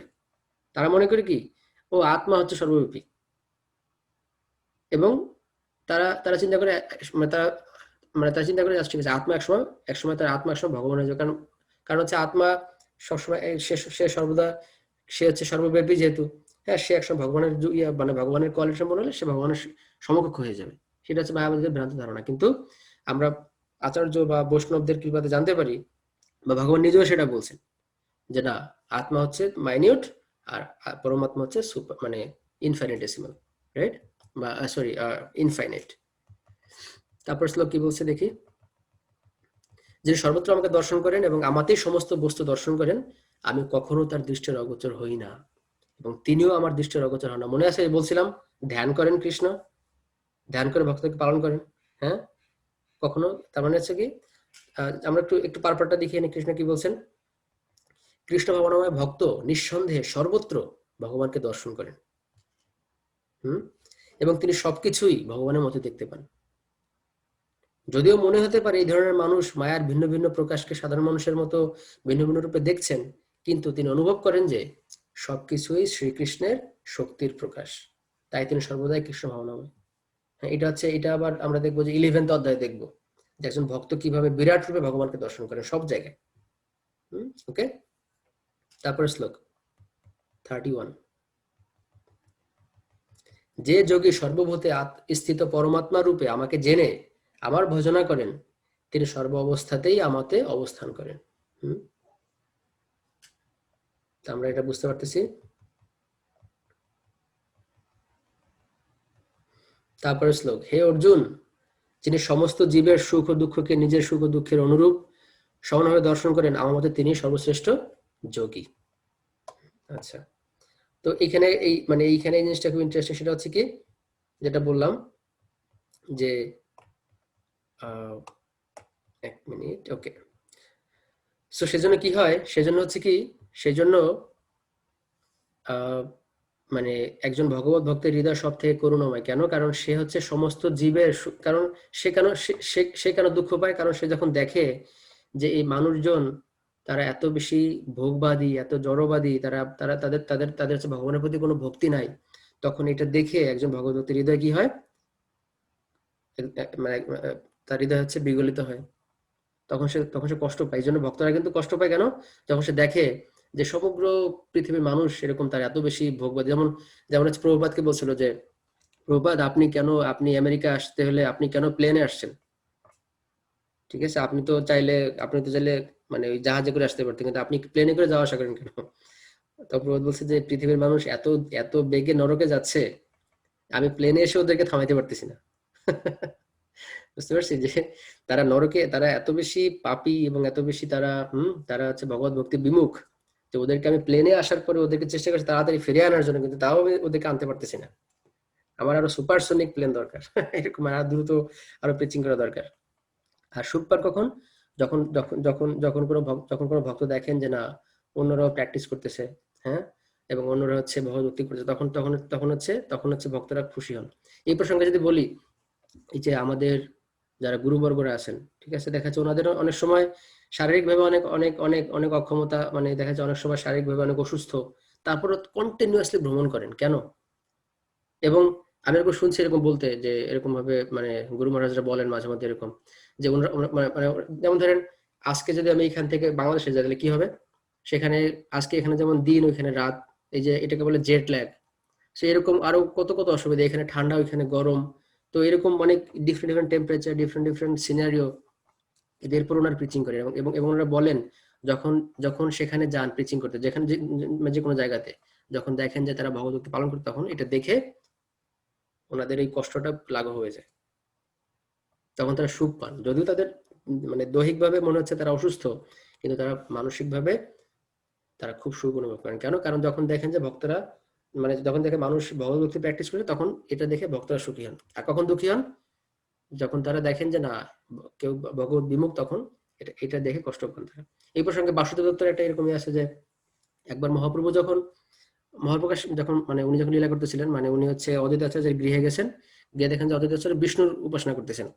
তো মানে মহাপ্রভু বলছেন, মানে নিমাই পণ্ডিত মহাপ্রভু বলছেন যে ঠিক আছে, অদ্বৈত, তুমি তো মহাবিষ্ণুর ইয়া করতেছো, আমি আমি স্বয়ং বিষ্ণু, আমাকে পূজা করো, আমাকে ভজনা করো, ঠিক আছে। তখন সেখানে সেখানে হচ্ছে ওনাকে ওনাকে সবাই এরকম ভাবে মানে অনেক ভক্তি করে ভজনা করে, তখন মহাপ্রভু খুশি হয়ে বলে যে তোমাদের কাছে বর দিব, কি বর চাও তোমরা?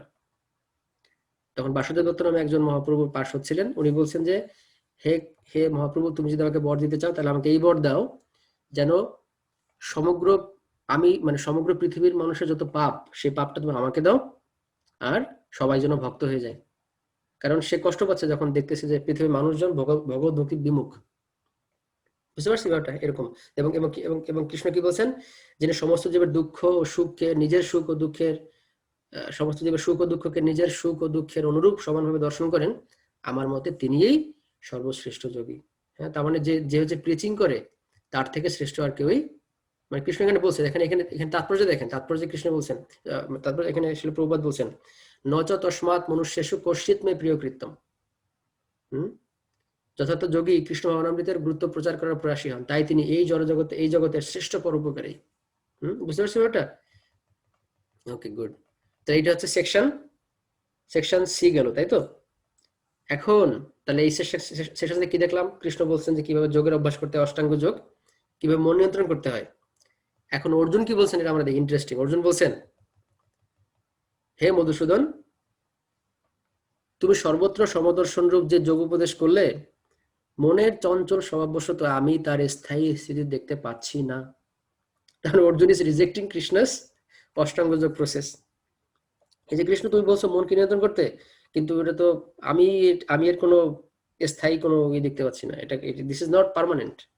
কারণ mind is very flickering in nature, মন খুবই চঞ্চল। হুম, তাহলে ওটা কি, তাহলে মানে এতক্ষণ কৃষ্ণ অর্জুনকে অনেক কিছু বলেছেন অষ্টাঙ্গ যোগ সম্বন্ধে, অর্জুন বলছেন যে দেখো কৃষ্ণ, মনকে নিয়ন্ত্রণ করা এটা তো এত সহজ না। আমি আমি এটার কোনো আশা দেখতে পাচ্ছি না সামনে।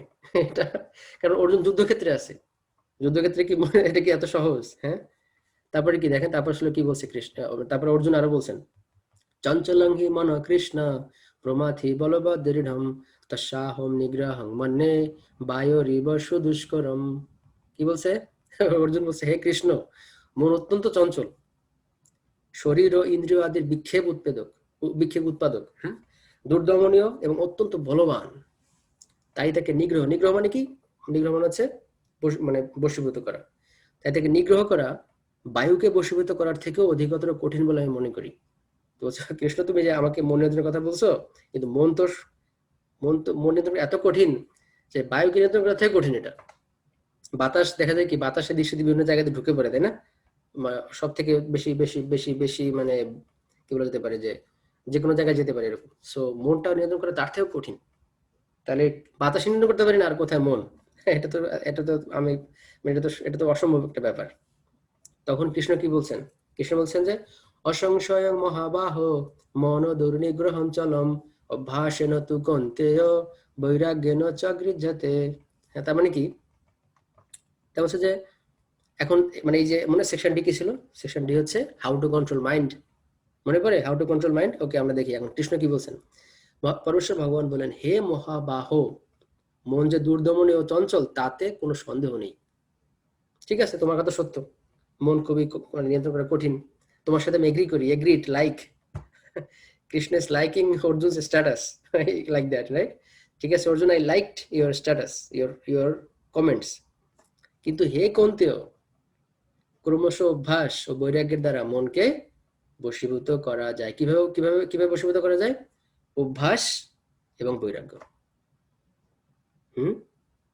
ক্লিয়ার? কিভাবে মনোনিবেশ করতে হবে? সিম্পল, দুইটা, অভ্যাস এবং বৈরাগ্য। এখন আমরা দেখি প্রভুপাদ কি বলছেন তাৎপর্য দেখি আমরা।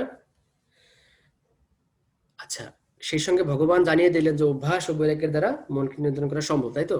সেই অভ্যাসটি কি? বর্তমান কলিযুগে তীর্থবাস, পরমাত্মার ধ্যান, মন ও ইন্দ্রিয়গুলির নিগ্রহ, ব্রহ্মচর্য, নির্জন বাস আদি কঠোর বিধিবিধান পালন করা সম্ভব নয়। প্রভুপাদ বলতেছেন এটা সম্ভব না। তাহলে কি সম্ভব? কিন্তু কৃষ্ণ ভাবনামৃত অনুশীলন করার ফলে নববিধা ভক্তি, ভগবত ভক্তি সাধন করা যায়। নববিধা মানে কি? ভগবান ভক্তির নয়টা প্রসেস আছে। হিয়ারিং, চ্যান্টিং, শ্রবণম কীর্তনম বন্দে, শ্রবণম কীর্তনম বিষ্ণু স্মরণম পাদ সেবনম, তারপরে সক্ষমাত্ম নিবেদনম, সবার লাস্টে। আচ্ছা, মানে এটা হচ্ছে যে শ্রবণ কীর্তন স্মরণ বন্দন পাদ সেবন দাস্যরে পূজন সখীজন আত্মনিবেদন, এটা হচ্ছে নয়টা হচ্ছে এরকম অঙ্গ আর কি। হ্যাঁ, আচ্ছা, তো বলছে যে এই নববিধা ভক্তি যদি যদি কেউ সম্পন্ন করে তাহলে কি হবে? সেই ক্ষেত্রে ধীরে ধীরে ধীরে ধীরে মনটা এই এই এই অভ্যাস করার ফলে, এটা একদিনে হয়তো হবে না। হ্যাঁ, যখন কোনো একটা আমার সাথে একজন, এই যে গত লাস্ট উইকে এখানে ক্যানাডা একজন একজন একজন হচ্ছে অ্যাসপায়ারিং ডেভোটি আমাকে সে বলতেছে, প্রভু আমার মন খুবই চঞ্চল। আমি বলছি তুমি জব করো। জব শুরু করছে, এখন বলে কি, প্রভু জব করার পরে আমার মন আরো বেশি চঞ্চল হয়ে যাচ্ছে। আমি বলেন কি? তো এটা তো খুবই ইন্টারেস্টিং ব্যাপার। তাই আমি বললাম যে এটার হচ্ছে কারণটা কি? হৃদয়ের মধ্যে এত কলুষ। যখন কি হয়, যখন কেউ কাপড় চোপড় ধোয় তখন কি হয়? ধুলে সেখান থেকে ময়লা বেরোয় না? ময়লা বেরোয়, কাপড় চোপড় ধুলে ময়লা বেরোয় কেন? কারণ ময়লাদের মধ্যে আসে বলে প্রথমে ময়লা বেরোয়, ময়লা পরিষ্কার কিছু সময় লাগবে আর কি। যখন দেখা যায় কারো বিছানায় হয়তো দেখা যায় কারো বেডশিটে খুব খুব মানে ময়লা জমছে, তখন কি হয়? যখন যখন কেউ ঝাড়া দেন কি হবে? তখন কি হবে? তখন ধুলাবালি বেরোবে না প্রথম দিকে? তো এটা তো স্বাভাবিক প্রসেস, কিন্তু একটু সময় দিতে হবে। আর যদি বলে যে আমি আমি আমি পরিষ্কার আমি আমার মাইন্ড, আচ্ছা কিভাবে আমরা পরিষ্কার করতেছি আমাদের আমাদের মাইন্ডটাকে বা আমার হৃদয়কে? চ্যান্টিং এর মাধ্যমে। এখন শুরুতে কি হবে, একটু মানে প্রথমে একটু নাড়াচাড়া দিলে তো ময়লা বেরোবেই, তাতে তো অস্বাভাবিক, তাতে তো অবাক হওয়ার কিছু নাই। কিন্তু কি হবে, ধীরে ধীরে ধীরে ধীরে একসময় কি হবে, ময়লা দূর হয়ে যাবে। এটা কি ব্যাপার, ঠিক আছে? তো এই তার মানে অভ্যাস করতে হবে। অভ্যাসটা কি? চ্যান্টিং অফ হরে কৃষ্ণ মহামন্ত্র, taking Krishna Prasad, hearing about Krishna, হ্যাঁ, গ্লোরিফাইং হিজ নেম, পাদ সেবন দাস্যরে, হ্যাঁ, serving him means serving the devotees also. ভগবান মানে মানে এটা হচ্ছে যেরকম যে কৃষ্ণ বলছেন যে যে আমার ভক্ত সে আসলে আমার ভক্ত না, কিন্তু যে আমার ভক্তের ভক্ত সে হচ্ছে আমার প্রকৃত ভক্ত। এটা আরেকটা ইন্টারেস্টিং ব্যাপার, আমরা দেখবো না একদিন, ঠিক আছে? ওকে। অসংযত চিত্ত ব্যক্তির পক্ষে আত্ম উপলব্ধি দুষ্প্রাপ্য, সম্ভব না, সোজা কথা, খুব ডিফিকাল্ট। কিন্তু যার মন সংযত এবং যিনি যথার্থ উপায় অবলম্বন করে মনকে বশ করতে চেষ্টা করেন তিনি অবশ্যই সিদ্ধি লাভ করেন, সেটি আমার অভিমত। হুম, তো এই পর্যন্ত গেল হচ্ছে কি, এই পর্যন্ত হচ্ছে সেকশন ডি। আমরা এখন লাস্ট সেকশনে চলে আসছি। আমরা এটা এই সেকশন করি, এই অধ্যায় শেষ করব। ঠিক আছে, তাহলে এই পর্যন্ত আমরা তাহলে কি বুঝলাম? প্রথমটা কি দেখছিলাম? প্রথমে হচ্ছে কিভাবে যোগী হওয়া যাবে, কিভাবে কিভাবে অ্যাডভান্স হওয়া যাবে। ইন্দ্রিয় ইন্দ্রিয় তৃপ্তির বাসনা আস্তে আস্তে আস্তে আস্তে কমাইতে হবে এবং ধীরে ধীরে এটাকে স্টপ করতে হবে। সেকেন্ড কি ছিল মনে আছে? কিভাবে আমরা হচ্ছে যোগের প্র্যাকটিস করতে পারি মন নিয়ন্ত্রণ করার মাধ্যমে। আর সেকশন ছিল হচ্ছে যোগ অভ্যাসটা কি, কিভাবে করতে হয়। অষ্টাঙ্গ যোগ, মানে যোগ বলতে অষ্টাঙ্গ যোগকে বোঝাচ্ছে আর কি, কিভাবে করতে হয়। আর আমরা এখন দেখলাম যে কিভাবে মন নিয়ন্ত্রণ করতে হয়। যোগ হচ্ছে কি, মানে যোগটা হচ্ছে কি, যোগ বলতে বোঝায় ভগবানের সাথে সংযোগ, এবং সেই সংযোগ তো হওয়ার বিভিন্ন উপায় আছে, ধ্যান যোগ, জ্ঞান যোগ, হ্যাঁ, তাই তো, এরকম। কিন্তু ভক্তি যোগ হচ্ছে সব থেকে উপরে, সব থেকে সুপিরিয়র, তাই তো। ওকে, সো এবং এবং ভক্তিযোগটা এত এত অ্যামেজিং ব্যাপার যে ভক্তিযোগ করলে বাকি সবগুলো অটোমেটিকলি হয়ে যায়। কারণ যে ভক্তিযোগ করে সে অলরেডি কৃষ্ণ ধ্যান করেছে, অত ধ্যান যোগ হয়ে গেল, তাই তো। কৃষ্ণ ধ্যান করে না, সে ভক্তিযোগে, ধ্যান যোগ শেষ।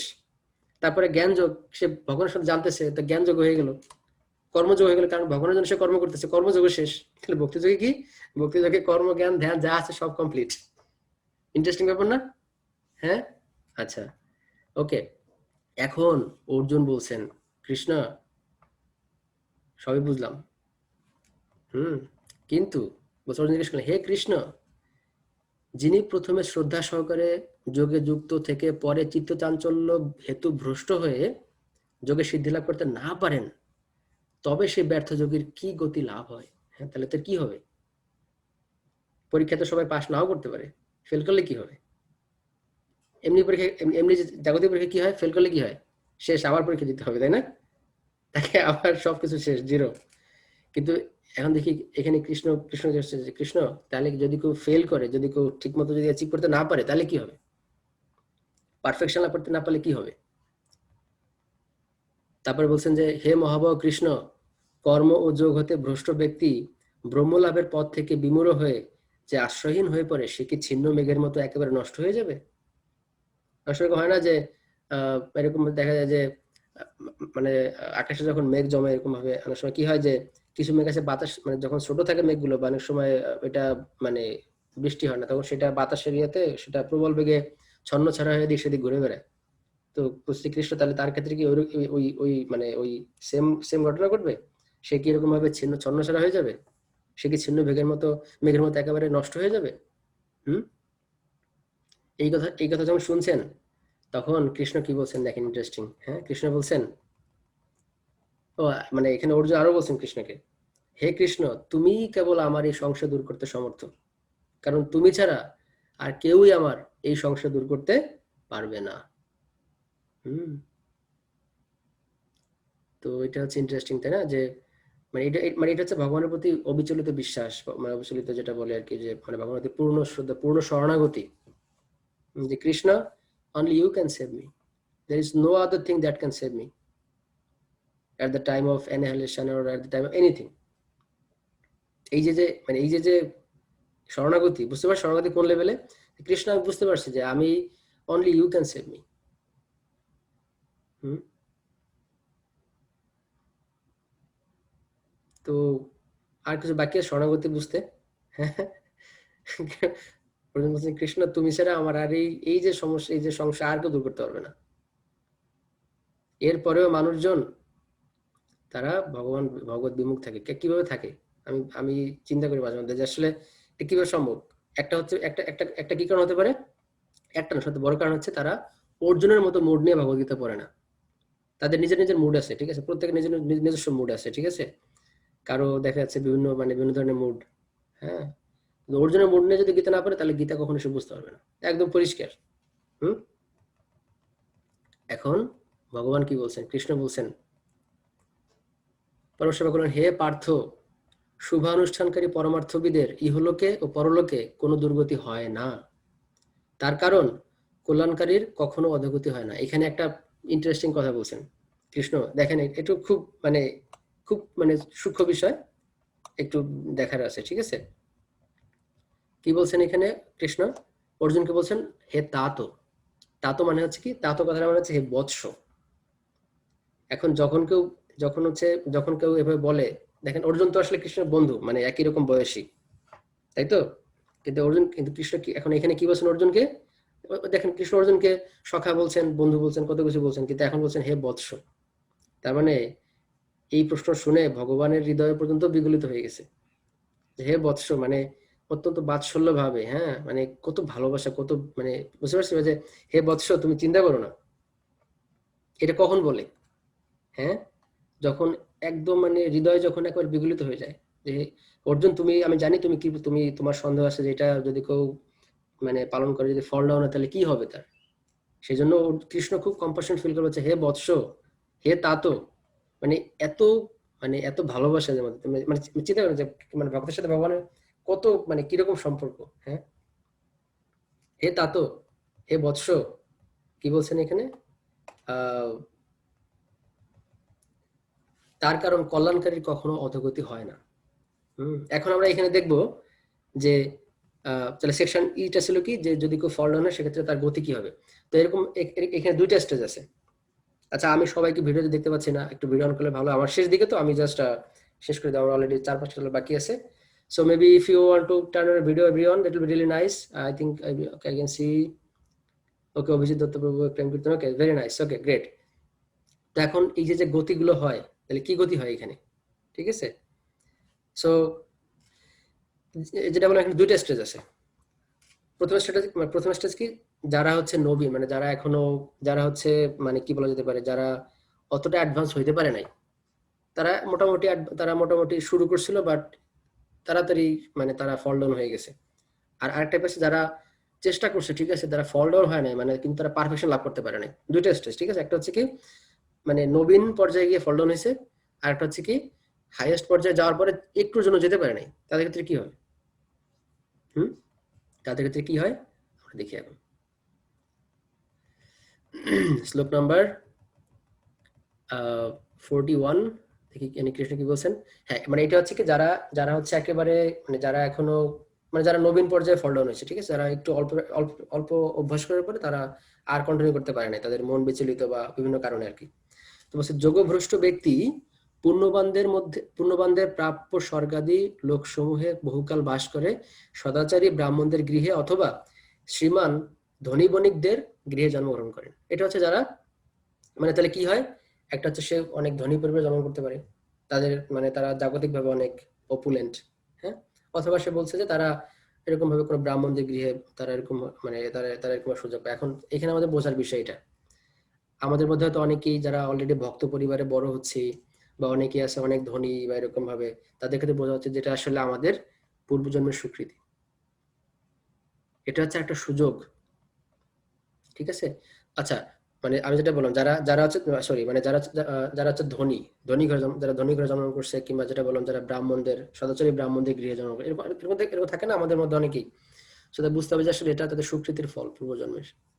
কোনো কিছু অ্যাক্সিডেন্টালি ঘটে না, everything has its reason. Maybe we don't no or maybe we can't see it, but it's true.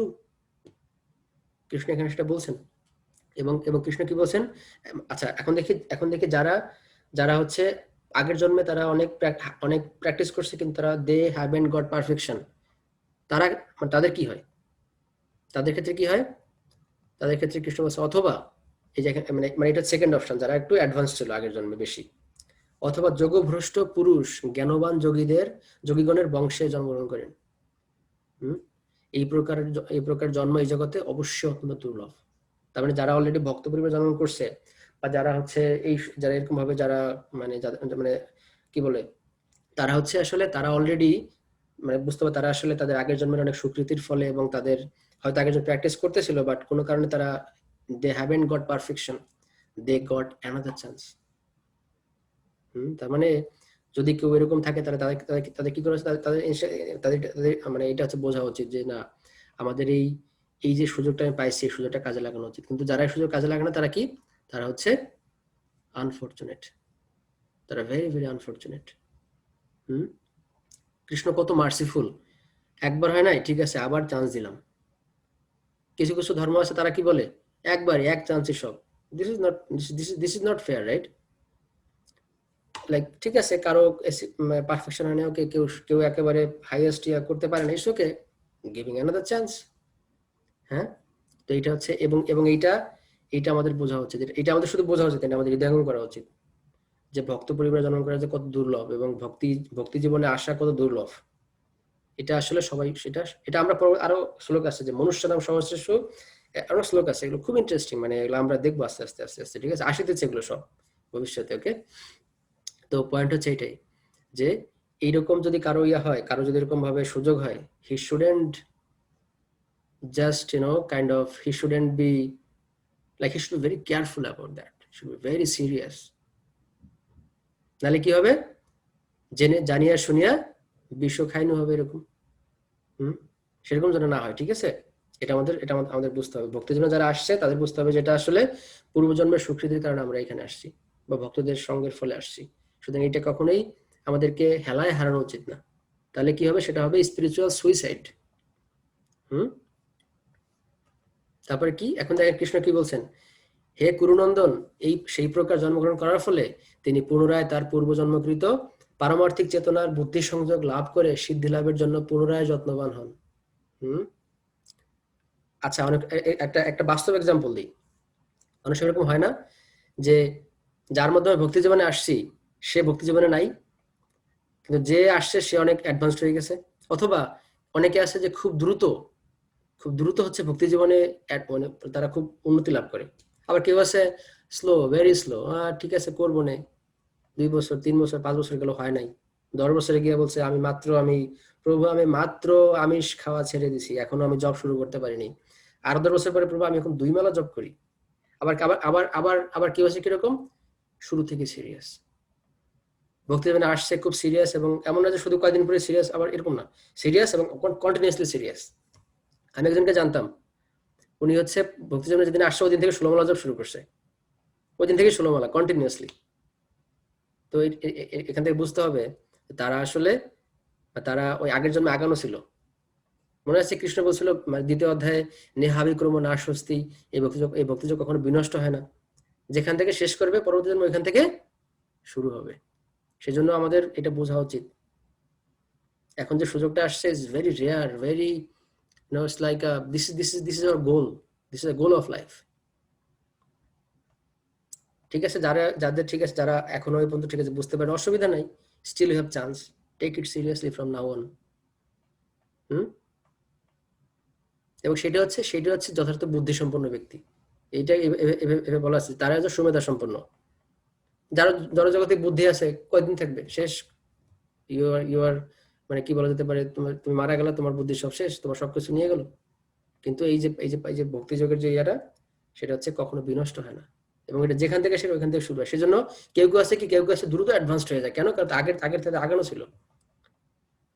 Test খেলা না, টেস্ট ক্রিকেট, আগের দিনে ব্যাটসম্যান যে রান করে ওইটা পরবর্তী দিনে অ্যাড হয়, তাই তো, জানেন তো নাকি এটা, আগের দিনে যে রান করে ওইটা যদি সে নট আউট থাকে তাহলে আগের জন্মে, তাহলে তার পরবর্তী দিনে ওই রানটা অ্যাড হয়। একইভাবে ভক্তিযোগটা এরকম যে যদি আগাই থাকে ওইটা আবার নেক্সট লাইফে অ্যাড হবে। কিন্তু যদি ইঞ্জিনিয়ার থাকে এই জন্মে, নেক্সট লাইফে সে ইঞ্জিনিয়ার হবে ইঞ্জিনিয়ার হবে, কি বললি, হবে না, হবে কিভাবে, ওইখানেই শেষ খেলা, ওয়ানডে ম্যাচ শেষ, T20 শেষ, ওই খেলা ওইখানেই শেষ। বুঝতে পারছি, গুড।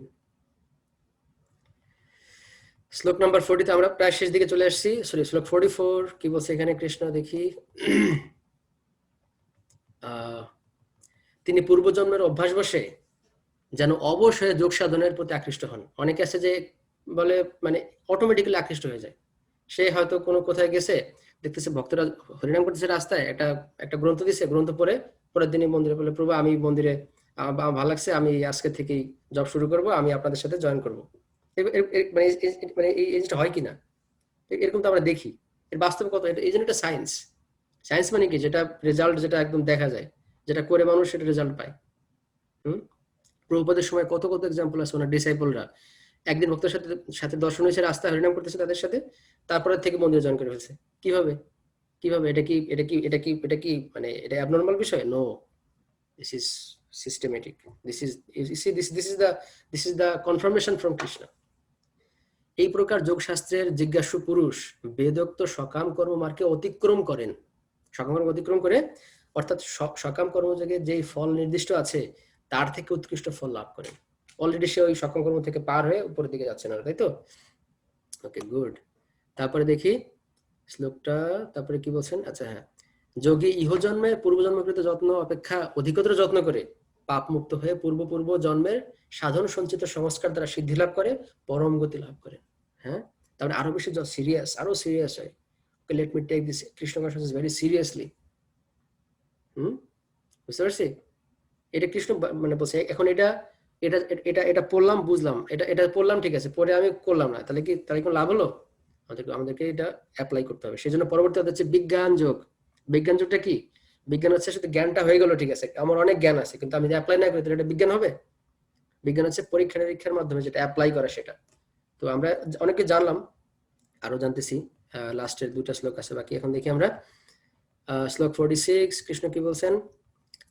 এই যে এখন হচ্ছে যোগের কৃষ্ণ সামারি বলছেন যে এই যে যোগের ল্যাডার, যোগা ল্যাডার, যে যে মই আছে কোনটা হাইয়েস্ট, কোনটা কোথায়, কোনটার অবস্থান। কৃষ্ণ বলছেন যোগী তপস্বীদের চেয়ে শ্রেষ্ঠ, তপস্বী করা যারা অষ্টাঙ্গ যোগী তাদের থেকে শ্রেষ্ঠ, জ্ঞানীদের থেকে শ্রেষ্ঠ, সকাঙ্করদের চেয়েও শ্রেষ্ঠ। অতএব হে অর্জুন, সর্বাবস্থায় তুমি যোগী হও। এখন যোগী, এখন হচ্ছে যোগী মানে কি? যোগী মানে হচ্ছে কৃষ্ণ কি বলছে দেখি এখন, যোগীর সংজ্ঞা কি দেখি। যিনি শ্রদ্ধা সহকারে মদগত চিত্তে আমার ভজনা করেন তিনি সবচেয়ে অন্তরঙ্গ ভাবে আমার সঙ্গে যুক্ত এবং তিনি সমস্ত যোগীদের মধ্যে শ্রেষ্ঠ। এটা হচ্ছে যোগীদের মানে কোয়ালিফিকেশন। কিভাবে? মদগত চিত্তে মানে আকুল চিত্তে বা মানে সবসময় কৃষ্ণ ভাবনামৃত হয়ে। মদগত মানে এভাবে করে যে এটা হচ্ছে কৃষ্ণ ভাবনামৃত হয়ে, কারণ এটা হচ্ছে আত্মার প্রকৃত ধর্ম, ভগবানের সাথে যুক্ত, ভগবানের সেবা করা। হ্যাঁ, তিনি হচ্ছে সবচেয়ে, তিনি হচ্ছে শ্রেষ্ঠ যোগী, সেটি হচ্ছে আমার অভিমত, কৃষ্ণ বলছেন। ওকে, তো এই শ্লোকটা একটু দেখি আমরা, মানে এই এটা মুখস্থ করলে ভালো যে যোগী নামপি সর্বেশাম মদ্গতেন অন্তরাত্মনা শ্রদ্ধাবান ভজতে যো মাম সমে যুক্ততম মতঃ। ওকে, তারপরে এখন আমরা শ্লোকের একদম আমরা শেষ পর্যায়ে চলে আসছি। এখানে একটা জাস্ট লাস্ট এটা হচ্ছে ভজতে। এখন এখানে প্রভুপাদ সুন্দর করে বলছেন ভজতে কথাটা আসলে এটার হচ্ছে সেবা অর্থে ব্যবহার করা উচিত বা আরাধনা করা। কিন্তু জাগতিক ক্ষেত্রে কি হয়, তারা আসলে মানে ভজতে মনে করে তারা পূজা করা। আসলে পূজা করা আর ভজনা করার মধ্যে পার্থক্য আছে। মানে পূজা কথাটা কোথায় প্রয়োগ হয়? যখন দেবতাদের পূজা করা হয় তখন, দেবতা বা কোন শ্রদ্ধেয় ব্যক্তি। কিন্তু ভগবানের ক্ষেত্রে আমরা পূজা ইউজ করি, ভগবানের ক্ষেত্রে আমরা ইউজ করি আরাধনা, ভজতে। সেই জন্য এরকম ভাবে মানে প্রভুপাদ, আমরা খুব ফরচুনেট যে প্রভুপাদ আমাদেরকে এত সুন্দর করে বোঝাইছেন। Otherwise I don't know what would happen to us. I don't know, especially me. I don't know what would happen to me. So, এখানে যেমন বলছে, এখানে ভজতে শব্দটি খুবই তাৎপর্যপূর্ণ। ভজ ধাতু থেকে এই শব্দটির উৎপত্তি হয়েছে, সেবা অর্থে এই শব্দটি ব্যবহার করা হয়ে থাকে। পূজা করা এবং ভজনা করা এই দুটি শব্দের অর্থ এক নয়। পূজা করার অর্থ হচ্ছে পূজ্য ব্যক্তিকে, যেন বলে দুর্গা পূজা, ঠিক আছে, আমরা কি বলি দুর্গা পূজা বলি, কালী পূজা বলি, সরস্বতী পূজা বলি। কিন্তু আমরা আমরা কিন্তু আমরা আমরা আমরা আমাদের আমাদের আমরা বলছি কি কৃষ্ণর আরাধনা করি, আমরা হচ্ছে কৃষ্ণের ভজনা করি। ঠিক আছে, এগুলো সাধন ভজন, কৃষ্ণের ভজনা করি আমরা, কৃষ্ণের উপাসনা করি আমরা, তাই তো? কৃষ্ণকে আমরা সেবা করি। ওকে, পূজ্য ব্যক্তি, আচ্ছা, ভজনা করার অর্থ হচ্ছে কি? ভজনা করার অর্থ হচ্ছে প্রেম ও ভক্তি সহকারে সেবা করা, যা কেবল ভগবানই প্রযোজ্য। পূজ্য ব্যক্তিকে অথবা দেবতাকে পূজা না করলে মানুষকে বলি শিষ্টাচারহীন, অভদ্র বলে পরিগণিত হয়। কারণ এটা স্বাভাবিক, যদি কেউ পূজ্য ব্যক্তিকে যদি পূজা না করে।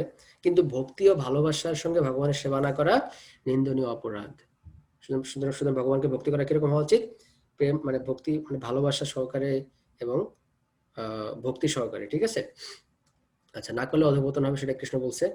আর লাস্টের আমি একটু শেষ করবো, সেটা হচ্ছে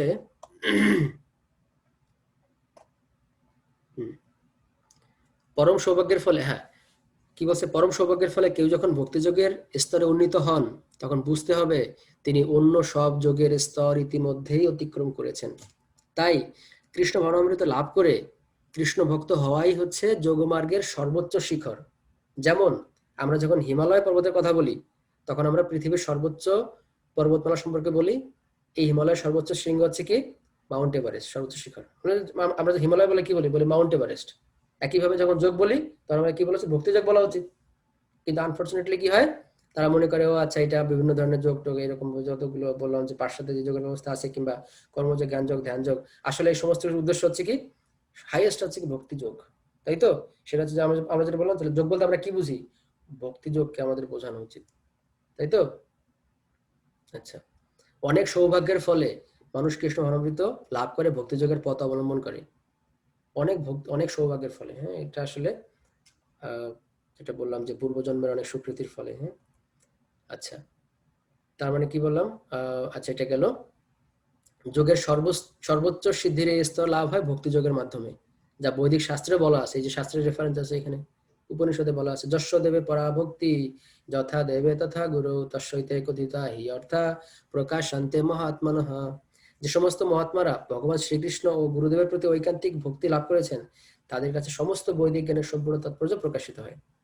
হুম? তো এটা হচ্ছে আজকের তারা আমরা বুঝলাম। তাহলে কৃষ্ণ কিন্তু এখানে সামারাইজ করে দিয়েছেন যে যোগীরা হচ্ছে মানে যারা ভক্তিযোগী তারা অষ্টাঙ্গ যোগী, কর্মযোগী, জ্ঞান যোগী, ধ্যান যোগী, হঠযোগী, রাজযোগী, যত যোগ আছে সমস্ত যোগীদের থেকে সৃষ্টি হচ্ছে ভক্তিযোগ। কারণ ভক্তিযোগ করলে কি হয়? সবকিছু হয়ে যায়। আমরা একটা এক্সাম্পল দিয়েছিলাম, মনে আছে? ভক্তিযোগ মানে যে অবলম্বন করে তার তার হচ্ছে ভগবানের প্রতি জ্ঞান আছে, ভগবানের সম্বন্ধে জ্ঞান আছে, অর্থাৎ জ্ঞান যোগ শেষ। সে ভগবানের কর্ম করে, অর্থাৎ কর্মযোগ শেষ। সে ভগবানের ধ্যান করে, অর্থাৎ ধ্যান যোগ শেষ। ঠিক আছে? এই যে কর্ম, জ্ঞান, ধ্যান সমস্ত কিছুর ঊর্ধ্বে গেলে কি হলো? ভক্তিযোগ। আর ভক্তিযোগ করলে কি হয়? বাকি সবগুলো অটোমেটিক্যালি হয়ে যায়। যেরকম গাছের গোড়ায় জল দিলে কি হয়? গাছের গোড়ায় জল দিলে গাছের পাতা, গাছের কি কাণ্ড, কোনো কিছু মানে কোনো কিছু বাকি থাকে জল দেওয়া? বাকি থাকে? থাকে না। একই ভক্তিযোগ মানে যদি অবলম্বন করে তাহলে কি হয়? বাকি সমস্ত কিছু ফুলফিল হয়ে গেল। তাহলে বুদ্ধিমানরা কি করবে? ভক্তিযোগ করবে নাকি অন্য কিছু করবে? আপনার কাছে কি মনে হয়? বুদ্ধিমানরা কি করবে? ভক্তিযোগ নাকি জ্ঞান যোগ নাকি ধ্যান যোগ নাকি কর্মযোগ নাকি রাজযোগ নাকি হঠযোগ নাকি কি যোগ করবে তারা? হ্যাঁ, কি করা উচিত? আমি কারো কথা শুনতে পাচ্ছি না, সব একসাথে বলি। ভক্তিযোগ। ভক্তিযোগ। রাইট।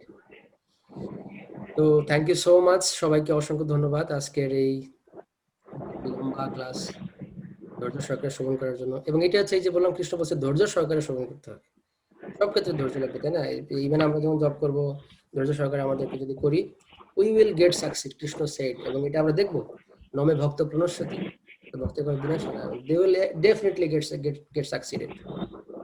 ঠিক আছে, আমি তাহলে আজকে এখানে শেষ করি। আর হচ্ছে ডেফিনেটলি আমাদের যেটা সেশন থাকে, আমরা যেটা করি, আমরা জিজ্ঞেস করি যে শিখলাম ক্লাস থেকে, হ্যাঁ, সেটা আসলে আমাদের হেল্প করবে যে আসলে মানে একজন আরো শিখবো আর কি। সো আমি তাহলে এই পর্যায়ে আমি যেটা জিজ্ঞেস করি যে আসলে, হ্যাঁ, মানে ক্লাস থেকে আমরা কে কি শিখলাম সংক্ষেপে? তাহলে কে শুরু করবে? যে কোনো একজন। হরে কৃষ্ণ। হরে কৃষ্ণ। আজকের ক্লাসে দেখলাম যে অষ্টাঙ্গ যোগের প্রসেসটা কিভাবে করতে হয়, কৃষ্ণ এটা বুঝালো।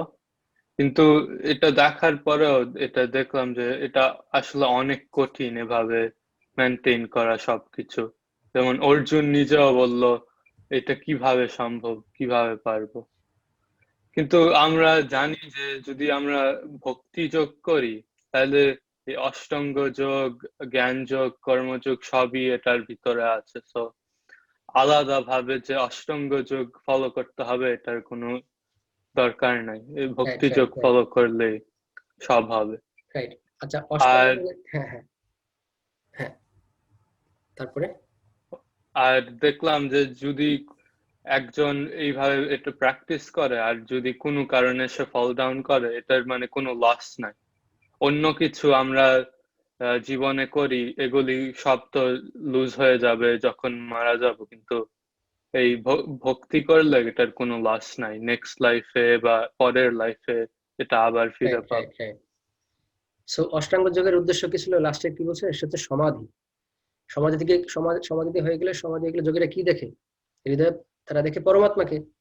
তো পরমাত্মা যখন দেখে, পরমাত্মাকে দেখে তারা দেখে, ও আচ্ছা, সুপার সোল এত সর্বব্যাপী, এত সর্বশক্তিমান, আর আমি কত ক্ষুদ্র। তখন কি হবে? তখন ক্ষুদ্র যে সে কি করে? বড়ের কাছে সে তখন শরণাগতি হয়। সে বলে, আমি তোমার ইয়েতে আমি সারেন্ডার করলাম। সুতরাং কি হয়? এই যে অষ্টাঙ্গ যোগীরা যখন সিদ্ধি লাভ করে, তখন তারা শেষ পর্যন্ত শরণাগতি হয় ভগবানের প্রতি। আর যারা কৃষ্ণ ভক্ত, তারা কি ভক্তরা কি তারা অলরেডি শরণাগত। বুঝতে পারছি যে ভক্তরা কোথা থেকে শুরু করতেছে? অষ্টাঙ্গ যোগ যেখানে শেষ, সেখান থেকে ভক্তি শুরু। অষ্টাঙ্গ শেষ কোথায়? ভগবানের সম্বন্ধে জানা, কৃষ্ণ তুমি সর্বব্যাপী, তুমি তুমি সর্বশক্তিমান, আমি ক্ষুদ্র, অতএব আমি তোমার শরণাগত হলাম আজকে। আর এখানে আর আর ভক্তরা কি করে শুরুতেই? সরঙ্গ শরণাগতি। শরণাগতি হচ্ছে ভক্তির প্রথম একদম ভক্তির যেখানে অষ্টাঙ্গ যোগ শেষ, সেখান থেকে ভক্তি কি শুরু। তার বুঝতে পারছি আসলে মানে ভক্তি যোগটা কি কি বললাম, এটা হচ্ছে একদম হাইয়েস্ট ল্যাডার, সবচেয়ে সুপিরিয়র। হুম। আর আর আর আর আর যে পয়েন্টটা বললেন শায়ন প্রভু, সেটা হচ্ছে যে যদি কেউ ফল ডাউন হয়, সুতরাং আমাদের আমাদের বোঝা উচিত যে ভক্তিযোগটা কত কত মানে কত সুকৃতির ফলে আমরা এই সুযোগটা পাইছি, তাই না? তো আমাদের সর্বোচ্চ চেষ্টা করা উচিত যেন আমাদের ফল ডাউন না হয়। সেটা কিভাবে সম্ভব? অ্যাসোসিয়েশন, হ্যাঁ। এবং সেটা হচ্ছে যে ওই হিয়ারিং, মানে যে ভক্তির 9টা অঙ্গ আছে।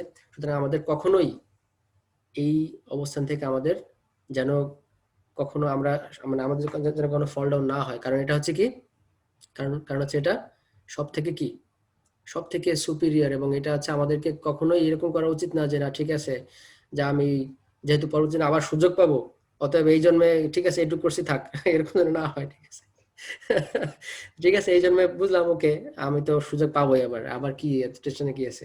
কিন্তু পরবর্তী জন্মে ওদিকে আমরা না গিয়ে আমরা কি করা যায়, আমাদের যতটুকু সম্ভব এই জন্মেই আমাদের সিরিয়াস হয়ে করা উচিত। যদি মানে যদি যদি আমরা মানে যদি সাকসেসফুল নাও হয় তাও অসুবিধা নাই, কিন্তু ট্রাই করতে হবে যেন এরকম আবার মানে রিল্যাক্টেড না হয়ে যায়, আচ্ছা ঠিক আছে পরে করবো না, ওকে, মানে মানে মানে এমন যেন না হয়। Okay great.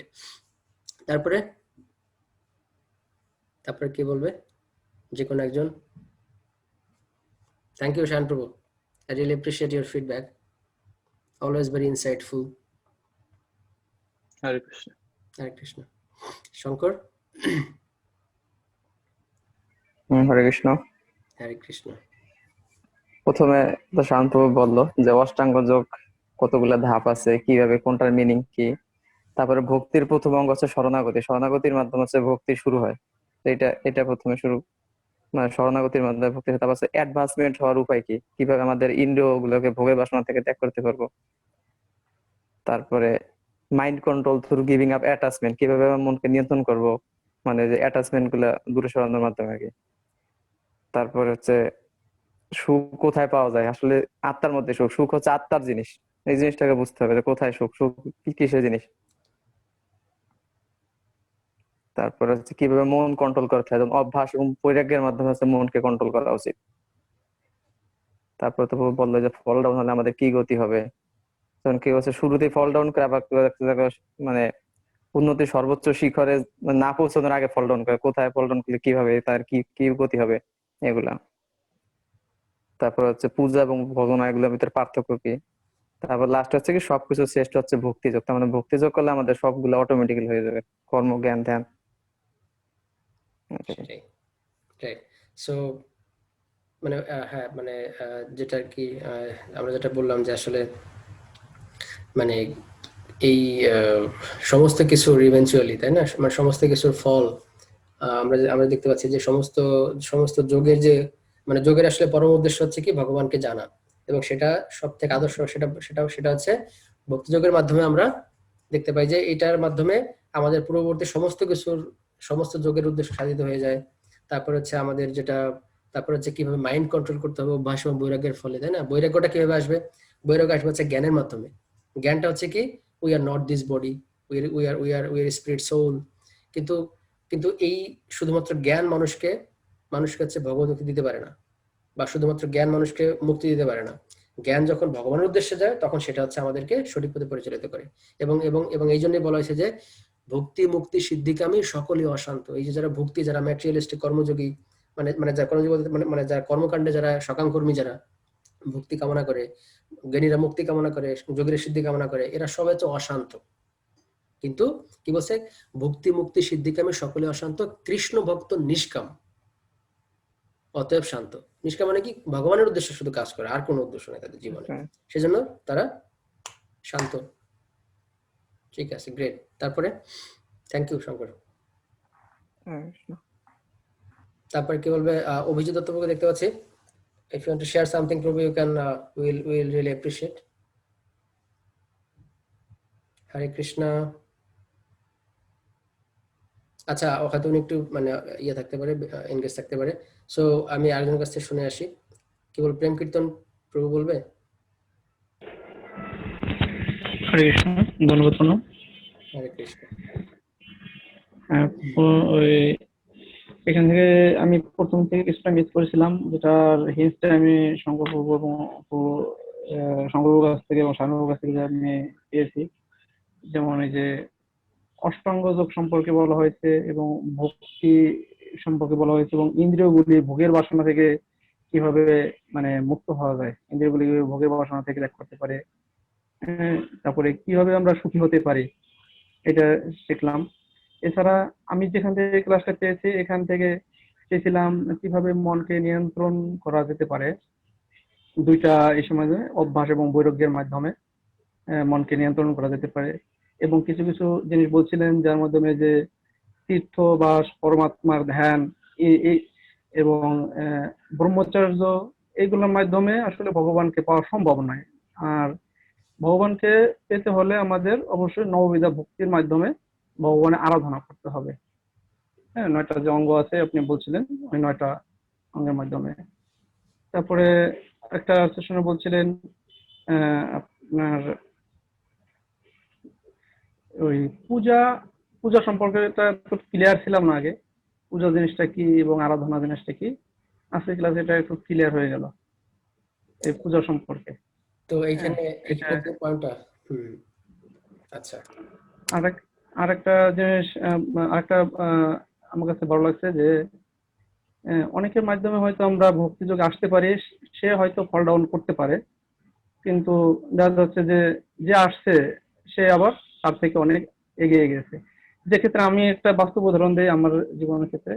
আমি 2008 সালে উত্তম অধিকারী সে আমাকে জপমালা শিখিয়েছিল কিভাবে জপ করতে হয় মালার মাধ্যমে। এখন কয়েকদিন আগে আমি ফোন দিলাম, উত্তম কি অবস্থা, সে এক মালা জপ করে না, আমি প্রসাদবোধী হয়ে যাব, আমি কয়েকদিন পরে প্রসাদবোধী হয়ে যাব আমাকে বলতেছে, কিন্তু সে জপ করে না এখনো। তারপর দেখা যাচ্ছে যে যেমন 2015 সালে আপনার কি ভাই আমি কিন্তু 16 মালা জপ করা শুরু করছি আপনার সঙ্গ পেয়ে। এরপর থেকে আমার এক মালা কখন আর আর নিচে নামে, তখন থেকে 16 মালা কন্টিনিউ চলছে। হ্যাঁ, গ্রেট, ভেরি নাইস। সো এটা আমার হ্যাঁ, মানে ঠিক পয়েন্ট আছে বলুন। যে অভ্যাস এবং বৈরাগ্য। বৈরাগ্য বলতে কি বোঝায়? বৈরাগ্য বলতে বোঝায় ম্যাটেরিয়াল ডিটাচমেন্ট কিন্তু স্পিরিচুয়াল অ্যাটাচমেন্ট। মায়াবাদীরা কি বলে? বৈরাগ্য মানে হচ্ছে যে সমস্ত কিছু ছেড়ে দাও, ত্যাগ করে দাও। কিন্তু ভক্তরা কি বলে? No, you will leave material things but at the same time get attached with the spiritual things. Materially detached, spiritually engaged. ঠিক আছে? এটা হচ্ছে বৈরাগ্য। বৈরাগ্যটা একমুখী না। যত কৃষ্ণ যত আসতে থাকবে কাছে তখন মানে এই যে যদি বলি যেমন কৃষ্ণ আসতেছে আর ওই যে আর হচ্ছে ম্যাটেরিয়াল দিকে আস্তে আস্তে দূরে সরে যাবে এরকম। ঠিক আছে? মানে এটা হচ্ছে যে স্পিরিচুয়ালি কৃষ্ণের প্রতি অ্যাটাচমেন্ট, ম্যাটেরিয়ালি ডিটাচমেন্ট। এটা হচ্ছে বৈরাগ্য। আচ্ছা, ওকে, গ্রেট, থ্যাংক ইউ। হ্যাঁ, মানে এই জিনিসটা মানে যেটা বললেন এটা এরকম হয়।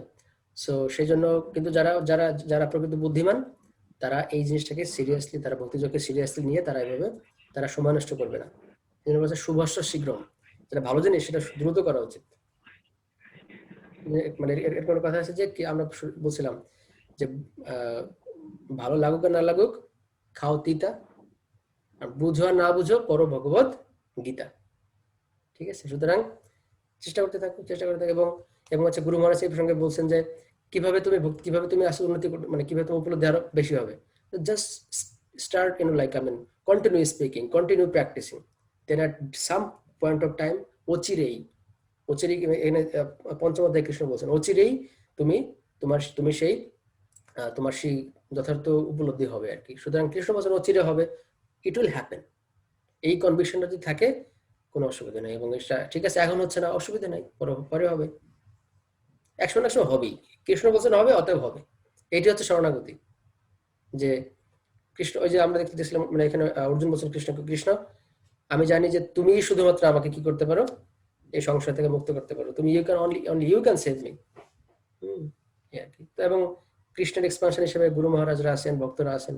সো এই পুরো এক সামগ্রিক ব্যাপার আর কি, ঠিক আছে? মানে শুধু আমি যেটা বললাম যে কৃষ্ণ তো বলছেন যে আমি হেতে আমার ভক্ত বড়, সুতরাং কৃষ্ণের ভক্তদের মাধ্যমে, শুদ্ধ বৈষ্ণবদের মাধ্যমে আমরা মানে কৃষ্ণের এক্সপ্যানশন আসলে ওনার মাধ্যমে আমরা কি হবে, আমরা যেমন হচ্ছে যেমন বলা হয় যে বেস হচ্ছে কি, এই যে আমাদের যে আমরা দেখি বেস বা ভয়েস, এখন যেটা ভয়েস হচ্ছে মানে টেম্পল হচ্ছে কি বলে, এম্বাসি অফ বৈকুণ্ঠ। আবার এই মানে ভয়েস বা বেস হচ্ছে কি টেম্পলের এম্বাসি, মানে টেম্পলের কি বলতে পারে এক্সপ্যানশন, এরকম আর কি। সো এভাবে ভক্তরা বা যারা শুদ্ধ বৈষ্ণবরা আছেন এরা হচ্ছে ভগবানের প্রতিনিধি, সুতরাং এনাদের মাধ্যমে, ভগবানের মাধ্যমে আমরা কি হবে, একসময় না একসময় আমাদের অচিরেন অধিক হচ্ছে মানে কৃষ্ণের কাছে ফিরে যাবে আর কি। ওকে, গ্রেট। তারপরে বৈজয়ন্তী কিছু বলতে চাও? আমার একটা প্রশ্ন ছিল। শিওর। আচ্ছা, আমরা লাস্টে দেখেছিলাম যে যোগভ্রষ্ট যারা, তারা দুইটা স্টেজে যোগভ্রষ্ট হতে পারে, নবীন অথবা অ্যাডভান্স স্টেজে গিয়ে। যদি নবীন অবস্থায় যোগভ্রষ্ট হয়, পরবর্তীতে তারা ধনবান বণিকের গৃহে জন্মগ্রহণ করে অথবা কোনো সদাচারী ব্রাহ্মণের গৃহে। হ্যাঁ কৃষ্ণ। শিওর, ইয়া। তো আমার প্রশ্ন হচ্ছে যে অনেক সময় দেখা যায় যে অনেক বিত্তবান ব্যক্তিরা থাকে, মানে অনেক বিত্তবান পরিবারের সন্তানেরা তারা ভক্তিপথে অগ্রসর হয় না, বা দেখা যায় যে ওই পরিবার ভক্তিপথে অগ্রসর কিন্তু তাদের সন্তানেরা অগ্রসর হচ্ছে না বা আগ্রহী না। তো সেই ক্ষেত্রে এটা কি হয়, মানে যারা আসলে আগের জন্মে অ্যাডভান্স ছিল তারাই সবসময় ধনী গৃহে আসে, নাকি এমনও হয় যে ধনী গৃহে এসেছে কিন্তু সে আগের জন্মে হয়তো অ্যাডভান্স ছিল না? আর তাছাড়া অনেক সময় এটাও দেখা যায় যে, মানে আমি যেটা বলতে চাচ্ছি যে মানে ধনবান গৃহে জন্মগ্রহণ হয়েছে মানেই কি আগের জন্মে যোগভ্রষ্ট হয়েছিল সেরকম কিছু, নাকি এরকম যে না, কিছু কিছু থাকে যে যারা হচ্ছে যোগভ্রষ্ট হয়েছে এবং পরবর্তীতে সেখান থেকে শুরু করবে। আর সেটার সাথে লিঙ্কড আরেকটা প্রশ্ন, যেটা হচ্ছে যে কুন্তী দেবী অষ্টম অধ্যায়ে বলেছেন, প্রথম স্কন্ধে শ্রীমদ্ ভাগবতে, যে ধন, তারপরে উচ্চ বংশ, তারপরে শিক্ষা, তারপর হচ্ছে রূপ, এই সমস্ত এই সমস্ত যাদের থাকে তাদের ক্ষেত্রে এগুলো সুকৃতির প্রভাবে পায়, কিন্তু এগুলোর কারণে দেখা যায় যে অহংকারের কারণে মানুষ ভক্তি জীবনে অগ্রসর হতে পারে না অনেক সময়। তো আমার প্রশ্ন হচ্ছে যে যদি এগুলো সুকৃতির ফলেই পেয়ে থাকি, তাহলে এটা আবার কেন আমাকে ভক্তি জীবনে যেতে সাহায্য করবে না? হ্যাঁ, তো প্রথম ব্যাপার হচ্ছে যে হ্যাঁ, মানে তার মানে যারা যারা ধনী ঘরে যাদের জন্ম হয়েছে তারা কি সবাই আগের জন্ম এরকম ভাবে প্র্যাকটিসিং ছিল? এটা আসলে এটা এটা এক হচ্ছে হতেও পারে, নাও হতে পারে। মানে এমন না যে আসলে কেউ ধনী ঘরে জন্মগ্রহণ করলেই সে একদম ভক্ত ছিল আগের জন্ম, এরকম নাও হতে পারে। কেন? কারণ হচ্ছে মানে এটা হচ্ছে এরকম যে মানে যদি কেউ এরকম ভাবে দেখা যাচ্ছে, মানে আমরা জানি যে কৃষ্ণ বলছে ভগবদ্গীতাতে যে আমরা দেখি যে মৃত্যুর সময় যে যেটা চিন্তা করে, হ্যাঁ, সে সেই ভাব প্রাপ্ত হয়, তাই তো? সুতরাং এমন না যে আসলে সে ভক্ত ছিল বলে সব সময় সে মানে কি বলে যে সমস্ত ধনী ঘরের ব্যক্তির এই ভক্তি জীবনে আসছে, এটা এমন নাও হতে পারে। এটা হয়তো এটা এমন নাও হতে পারে। কারণ হচ্ছে যে মানে এরকম মানে কি বলা যেতে পারে, এবং মানে এবং ওই যে কুন্তী দেবী যেটা বললেন যে ঠিক আছে, ভক্তি জীবন দেখা ধনী ঘরে জন্ম করলে সেক্ষেত্রে এরকম হয় যে অনেক সময় ধন সম্পদ বেশি থাকলে অহংকার হয়ে যায়, অহংকারী হয়ে তখন ভক্তি জীবনে সে আরো আসতে চায় না। সুতরাং মানে এখান থেকে আসলে বোঝা খুব মানে একটু ডিফিকাল্ট, কারণ এই জড়জগতের এই মানে জড়জগতের যে মেকানিজম গুলো, ঠিক আছে, এটা আসলে এত কমপ্লিকেটেড যে সেই জন্য আসলে আমাদেরকে এটা আমাদের বোঝা হচ্ছে যে পরবর্তী জন্মে এই সুযোগটা যদি আবার সেকেন্ড চান্স পাবো, সুতরাং আমি এই জন্মে অর্ধেক করে রেখে বাকি জন্মে অর্ধেক করবো, সুতরাং কোনো গ্যারান্টি নেই। সেজন্য আমাদের এটা আমাদের বোঝা হচ্ছে যেটা আসলে খুব মানে এটা খুব কমপ্লিকেটেড ব্যাপার। কারণ হচ্ছে আমি জানি না আসলে আমি কোন পরিস্থিতিতে যাবো এরপরে। ঠিক আছে, হয়তো দেখা যায় যদি যদি যদি যদি কারো স্বীকৃতি যদি এরকম যদি বেশি না হয়, বা যদি স্বীকৃতি যদি এরকম ভাবে কি বলা যেতে পারে, অনেক সময় আসে না যে যদি ক্লিক না করে, দেখা যাচ্ছে হয়তো এমন একটা জায়গা আছে যেখানে ভগবত ভক্তির কোনো সুযোগ নাই, চর্চার সুযোগ নাই, তখন সে সুযোগ পাবে না, পাবে। যেমন দেখা যায় যদি যদি যদি যদি ভক্ত সঙ্গ না পায়, সেই জন্য বলেছে ব্রহ্মাণ্ড ভ্রমিতে কোনো ভাগ্যবান জীব আসলে, হ্যাঁ, যেটা আসলে শুধুমাত্র এমন না যে আমার আগের জন্মে সবকিছু মানে অর্ধেক পায়াস ছিল বলে আমি এখন সুযোগটা হয়তো পাবে, কিন্তু সেটা হয়তো আরো অনেক জন্ম পরে পেতে পারে। মানে এটা আসলে মানে এটা কবে পাবে, কিভাবে পাবে, উড়ন্য, সেই জন্য এখন যে সুযোগটা আছে যে অ্যাটলিস্ট উই নো যে which is the best way to two worship Krishna. So যেহেতু এটা আমরা জানি, আমাদের এই সুযোগটা আর নষ্ট করা উচিত না। কারণ পরবর্তী জন্মে আমরা যদি দেখি, জড় ভরতের কথা আমরা যদি দেখি যে মহারাজ ভরত উনি পরবর্তী জন্মে হরিণ হয়েছেন। তো হরিণ হওয়ার পরে কি হয়েছে, এখন দেখা যাচ্ছে উনি হরিণ হয়ে বুঝতে পারছেন, কারণ উনি উনি উনি খুব লাকি যে উনি জাতিস্বর ছিলেন। উনি আগের জন্য কথা মনে করতে পারতেন, যা আমি মনে করতে পারছি ঠিক আছে এরকম ভাবে। কিন্তু এখন যদি কেউ মনে করতে না পারে তাহলে কি হবে? তাকে তাকে হচ্ছে মানে তাকে তাকে মানে তাকে হচ্ছে মনে করে দিবে কে? তাকে মনে করে দিবে হচ্ছে ভগবত ভক্তরা। সেই জন্য আসলে প্রিচিং এর এত এত এত মানে এত এত বেশি ইম্পর্টেন্স, যে এই প্রিচিং করে মানুষজনকে মনে করাই দেওয়া। আসলে পুরো জিনিসটা কিন্তু এরকম যে সবাই আসলে ভগবত ভক্তই ছিল এক সময়, কিন্তু সব ভুলে গেছে। তো সেই জন্য প্রিচিং করে ওদেরকে মনে করাই দেওয়া যায়, ভাই তুমি ভক্ত ছিলা। এখন কেউ আছে কি সে এটা বলে বুঝতে পারে, কেউ বুঝতে পারে না। আসলে প্রত্যেকেই ভক্ত ছিল, প্রত্যেকে তো ভগবত ধাম থেকে আসছে, সুতরাং ভোগের জন্য আসছে। সুতরাং প্রত্যেকের স্বীকৃতি কিছু না কিছু ছিল, কিন্তু এখন ওই যে তাদেরকে মনে করাই দেওয়া আর কি। এবং এবং কি হয় যে ঠিক আছে বুঝলাম যে একটা মানে ঠিক আছে আমি ধরলাম যে একটা লোহা, একটা হয়তো একটা লোহা, সেই লোহাটা দেখা যাচ্ছে যে সে অলরেডি তার মধ্যে কিছু গুণাগুণ আছে চুম্বকদের আকৃষ্ট হওয়ার জন্য, কিন্তু যেহেতু মরিচা পড়ে গেছে, এখন মরিচা এত বেশি কঠিন, এখন ওই মরিচা যদি কারো সহজে উঠে যায় তাহলে সে তাড়াতাড়ি ভক্ত হবে। এখন দেখা যাচ্ছে মরিচা উঠাইতে সময় লাগতেছে। সবার তো মরিচা এক লেভেল না, কারো মরিচা আছে লোহার থেকেও বেশি বেশি আস্তরণ বেশি পুরো হয়ে গেছে। তো যদি এমন হয় যে আমি যেটা বললাম যে সবাই ভক্ত ছিল, সবাই আসলে ভক্তই, কিন্তু সবাই ভুলে গেছে, they forgot. So we don't know যে কার মধ্যে কিরকম মানে কোন পরিস্থিতিতে কি হবে বা আমার পরবর্তী জন্মে কি হবে, উই ডোন্ট নো। কিন্তু আমাদের মধ্যে ভক্তির বিষটা কিন্তু আমাদের মধ্যে আছে, বাট উই ফরগট। সুতরাং এই সুযোগটা সবার মধ্যে নাও আসতে পারে। সেজন্য আমাদের আমরা যেটা যেটা আমরা ডিসকাস করতে সেটা হচ্ছে যে মানে হ্যাঁ এটা একটা সুযোগ তাকে দেওয়া হবে পরের জন্য, সে হয়তো এরকম ভাবে ধনী ঘরে জন্মগ্রহণ করলো বা সে একটা ভক্তের ঘরে জন্মগ্রহণ করলো, কিন্তু কিন্তু ওই যে বললাম কৃষ্ণ বলছেন যে I create the system but I don't accept, আমি পাপ এবং পুণ্য কর্মের ফল আমি নেই না। I'm not responsible for what you are doing. Krishna will give chance but he is not responsible. It's up to you, it's up to that person what he will do or what she will do. ঠিক আছে? So point হচ্ছে ওইটাই যে মানে কৃষ্ণ তাকে সুযোগ দিয়েছেন, but সুযোগটা যে সদর করে সেটা হচ্ছে ডিপেন্ড করে his or her own free will, স্বাধীন যেই ইচ্ছা শক্তি সেটার উপর ডিপেন্ড করে। সুতরাং এখানে এখানে কৃষ্ণ হস্তক্ষেপ করেন না। কৃষ্ণ কি বলছেন, you are responsible for what you are doing. যাক এটা হচ্ছে মানে আমি কি আমি কি পয়েন্টটা বলতে পারছি? Yes, Prabhu, thank you. Thank you. So তো এনিথিং এলস, আরেকটা এনি প্রশ্ন ছিল। Question or comments? আরেকটা প্রশ্ন ছিল, তখন নেটওয়ার্কে একটু প্রবলেম করছিল তাই জন্য বুঝতে পারিনি। দশম শ্লোকে যেটা ছিল যে একাকী আর নির্জন স্থানে, আপনি বলছিলেন যে একাকী নির্জন স্থানে মানে ভক্তদের জন্য হচ্ছে ভক্তদের সঙ্গ করা, ভক্ত ছাড়া কোনো অভক্তদের সঙ্গ না করা। এর মানে কি তাহলে এটা যে মানে আমি যদি অনেক কোলাহলপূর্ণ ভক্তদের মাঝেও থাকি, মানে মন্দিরে বা ভক্ত সঙ্গে আছি, তার মানে আমি একাকী নির্জন স্থানে আছি আসলে, মানে এই শ্লোকের মিনিং এক্স্যাক্টলি অনুযায়ী। এটা মানে এটা দেখেন এখানে দেখো মানে এখানে একটা ইন্টারেস্টিং ব্যাপার হচ্ছে কি যে মানে ভক্ত হচ্ছে মানে কি বলা যেতে পারে যে নির্বাক কিংবা এরকম যদি বলি যে মানে ভক্তরা হচ্ছে সব থেকে বেশি চুপচাপ থাকে, মানে শান্ত কিংবা আমি যদি বলি যে তারা হচ্ছে কম কথা বলে মানে তারা হচ্ছে মানে তাদের হচ্ছে নির্বাক। এটার মিনিং কি, এটার মিনিং হচ্ছে কৃষ্ণ সম্বন্ধে যে কথা সেগুলো হচ্ছে প্রকৃত, সেগুলো হচ্ছে আসল কথা।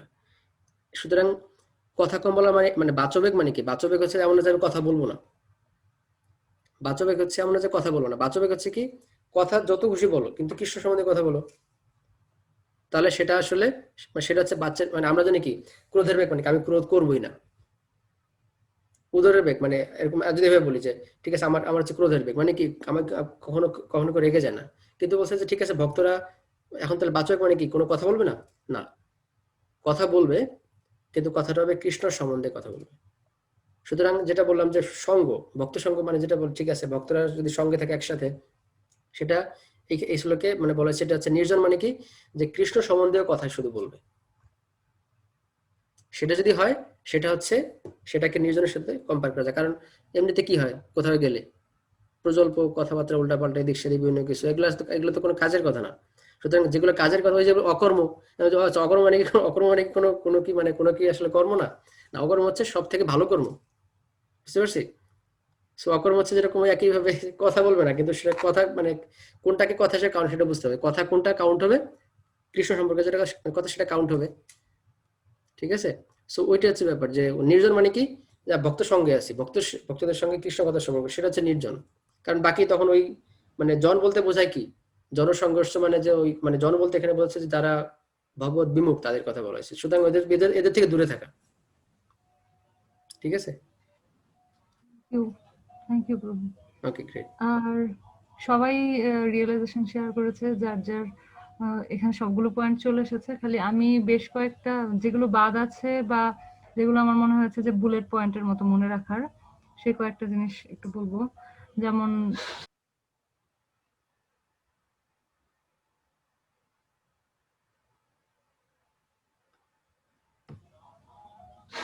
হরে কৃষ্ণ, হরে কৃষ্ণ।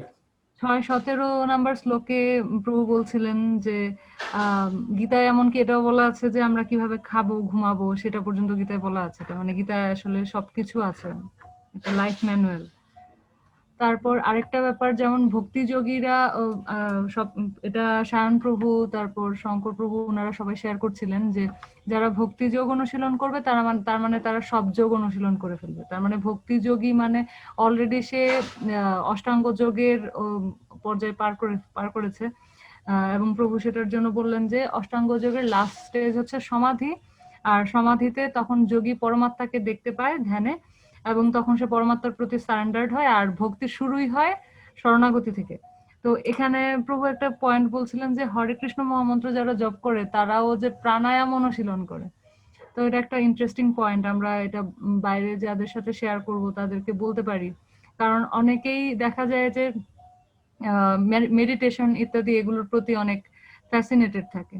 তো আমরা যদি মন্ত্র মেডিটেশন সম্পর্কে তাদেরকে বলি যে না, প্রাণায়ামটা তো অনেক বোরিং একটা ব্যাপার, মানে অনেক কষ্ট করে প্র্যাকটিস করতে হয়, কিন্তু যদি আমরা বলি যে না হরে কৃষ্ণ মহামন্ত্র জপ করলে প্রাণায়াম হয়ে যায়, তাহলে এটা একটা ইন্টারেস্টিং ব্যাপার ছিল। আর আরেকটা হচ্ছে যে 6-32 নাম্বার শ্লোকে ভক্তেরা অন্যদের সুখে সুখী হয়, অন্যদের দুঃখে দুঃখী হয়। যেমনটা আমরা দেখতে পাই যে আমাদের গুরুবর্গরা ওনারা যখন বিভিন্ন সময় জার্নি করেন দেশ দেশান্তরে, তখন ওনারা অনেক টায়ার্ড থাকেন, জেটলেগ থাকে, বিভিন্ন কিছু থাকে, কিন্তু তারপরেও ওনারা খুশি হন যখন দেখেন যে অনেক অনেক মানুষ কৃষ্ণ ভাবনামৃতে সুখী আছে।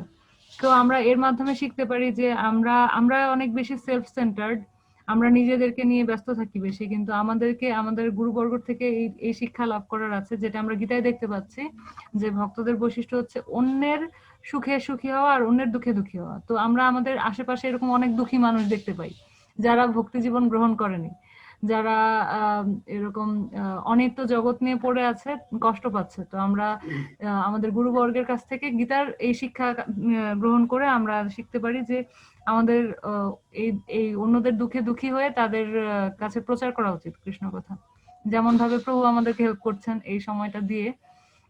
আর আরেকটা হচ্ছে 6-40 নাম্বার শ্লোকে, আমি কখনো এটা খেয়াল করিনি, আজকে খেয়াল করলাম যে অনুবাদে কৃষ্ণ অর্জুনকে বাৎসল্য রসে বৎস বলছেন। তো এটা একটা দারুণ একটা পয়েন্ট ছিল, আমি কখনোই এটা খেয়াল করিনি। থ্যাংক ইউ প্রভু। আর আরেকটা ব্যাপার হচ্ছে যে লাস্টে যেটা ছিল যে যোগভ্রষ্ট হয়ে গেলে পরবর্তীতে আবার সেই জায়গা থেকে শুরু করা যায়। তো এটাকে প্রভু একটা উদাহরণ দিয়েছেন যে জড়জাগতিক জীবনে যেটা হয়, এক জন্মে একজন ডাক্তার বা ইঞ্জিনিয়ার থাকলে পরের জন্মে আবার সেটা হবে না, মৃত্যুর সাথে সাথে শেষ হয়ে যাবে। সায়ন প্রভু এটা বলছিলেন ফোকাস করে। কিন্তু পারমার্থিক জীবনে যেটা আমি এই জন্মে এই পর্যন্ত ডেভেলপ হয়েছি, তার পরের জন্মে আমি এরপর থেকে আবার এগিয়ে যেতে পারবো। তো যেটা জড়জাগতিক জীবন এটা হচ্ছে ওয়ান ডে ম্যাচ, আর পারমার্থিক জীবন এটা হচ্ছে টেস্ট ম্যাচ।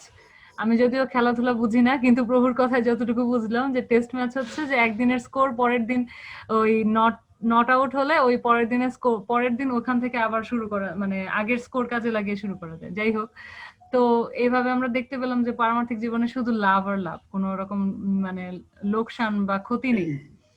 তো এটা অনেক ভালো ছিল। আর ওই যে সবাই বলেছে এটা ভজতে আর পূজা করা এই দুইটার পার্থক্য। তো এই তো প্রসঙ্গে এটা যেমন আমাদের এখন সমসাময়িক দুর্গাপূজার সাথে খুব রিলেটেড একটা টপিক হয়ে গেছে। তো এটা অনেক জানার ছিল। যেমন আমরা যেটা দেখছি যে আসলে ভক্তরা কি হয়, অন্যের সুখে সুখী অন্যের দুঃখে দুঃখী, কিন্তু এখন হচ্ছে উল্টা। জনজাতি মানুষ হচ্ছে উল্টা, অন্যের সুখে খুব দুঃখী হয় যে ওইটা আমার থেকে বেশি পেয়ে গেল, বেশি করে ফেললো। আর আর আর হচ্ছে অন্যের দুঃখে সুখী হয় যে আচ্ছা ও তো আমার থেকে খারাপ আছে, মানে পরশ্রী কাতর যেটা বলে আর কি। ঠিক আছে, তাহলে থ্যাংক ইউ সো মাচ। হরে কৃষ্ণা কৃষ্ণা কৃষ্ণা হরে হরে, হরে রাম রাম রাম রাম হরে রাম রাম হরে হরে। রাম রাম হরে আর কি হরে। যে একবার প্রণাম বল। সো নেক্সট ক্লাসে আবার দেখা হবে বিজ্ঞান যোগ নিয়ে। হরে কৃষ্ণ।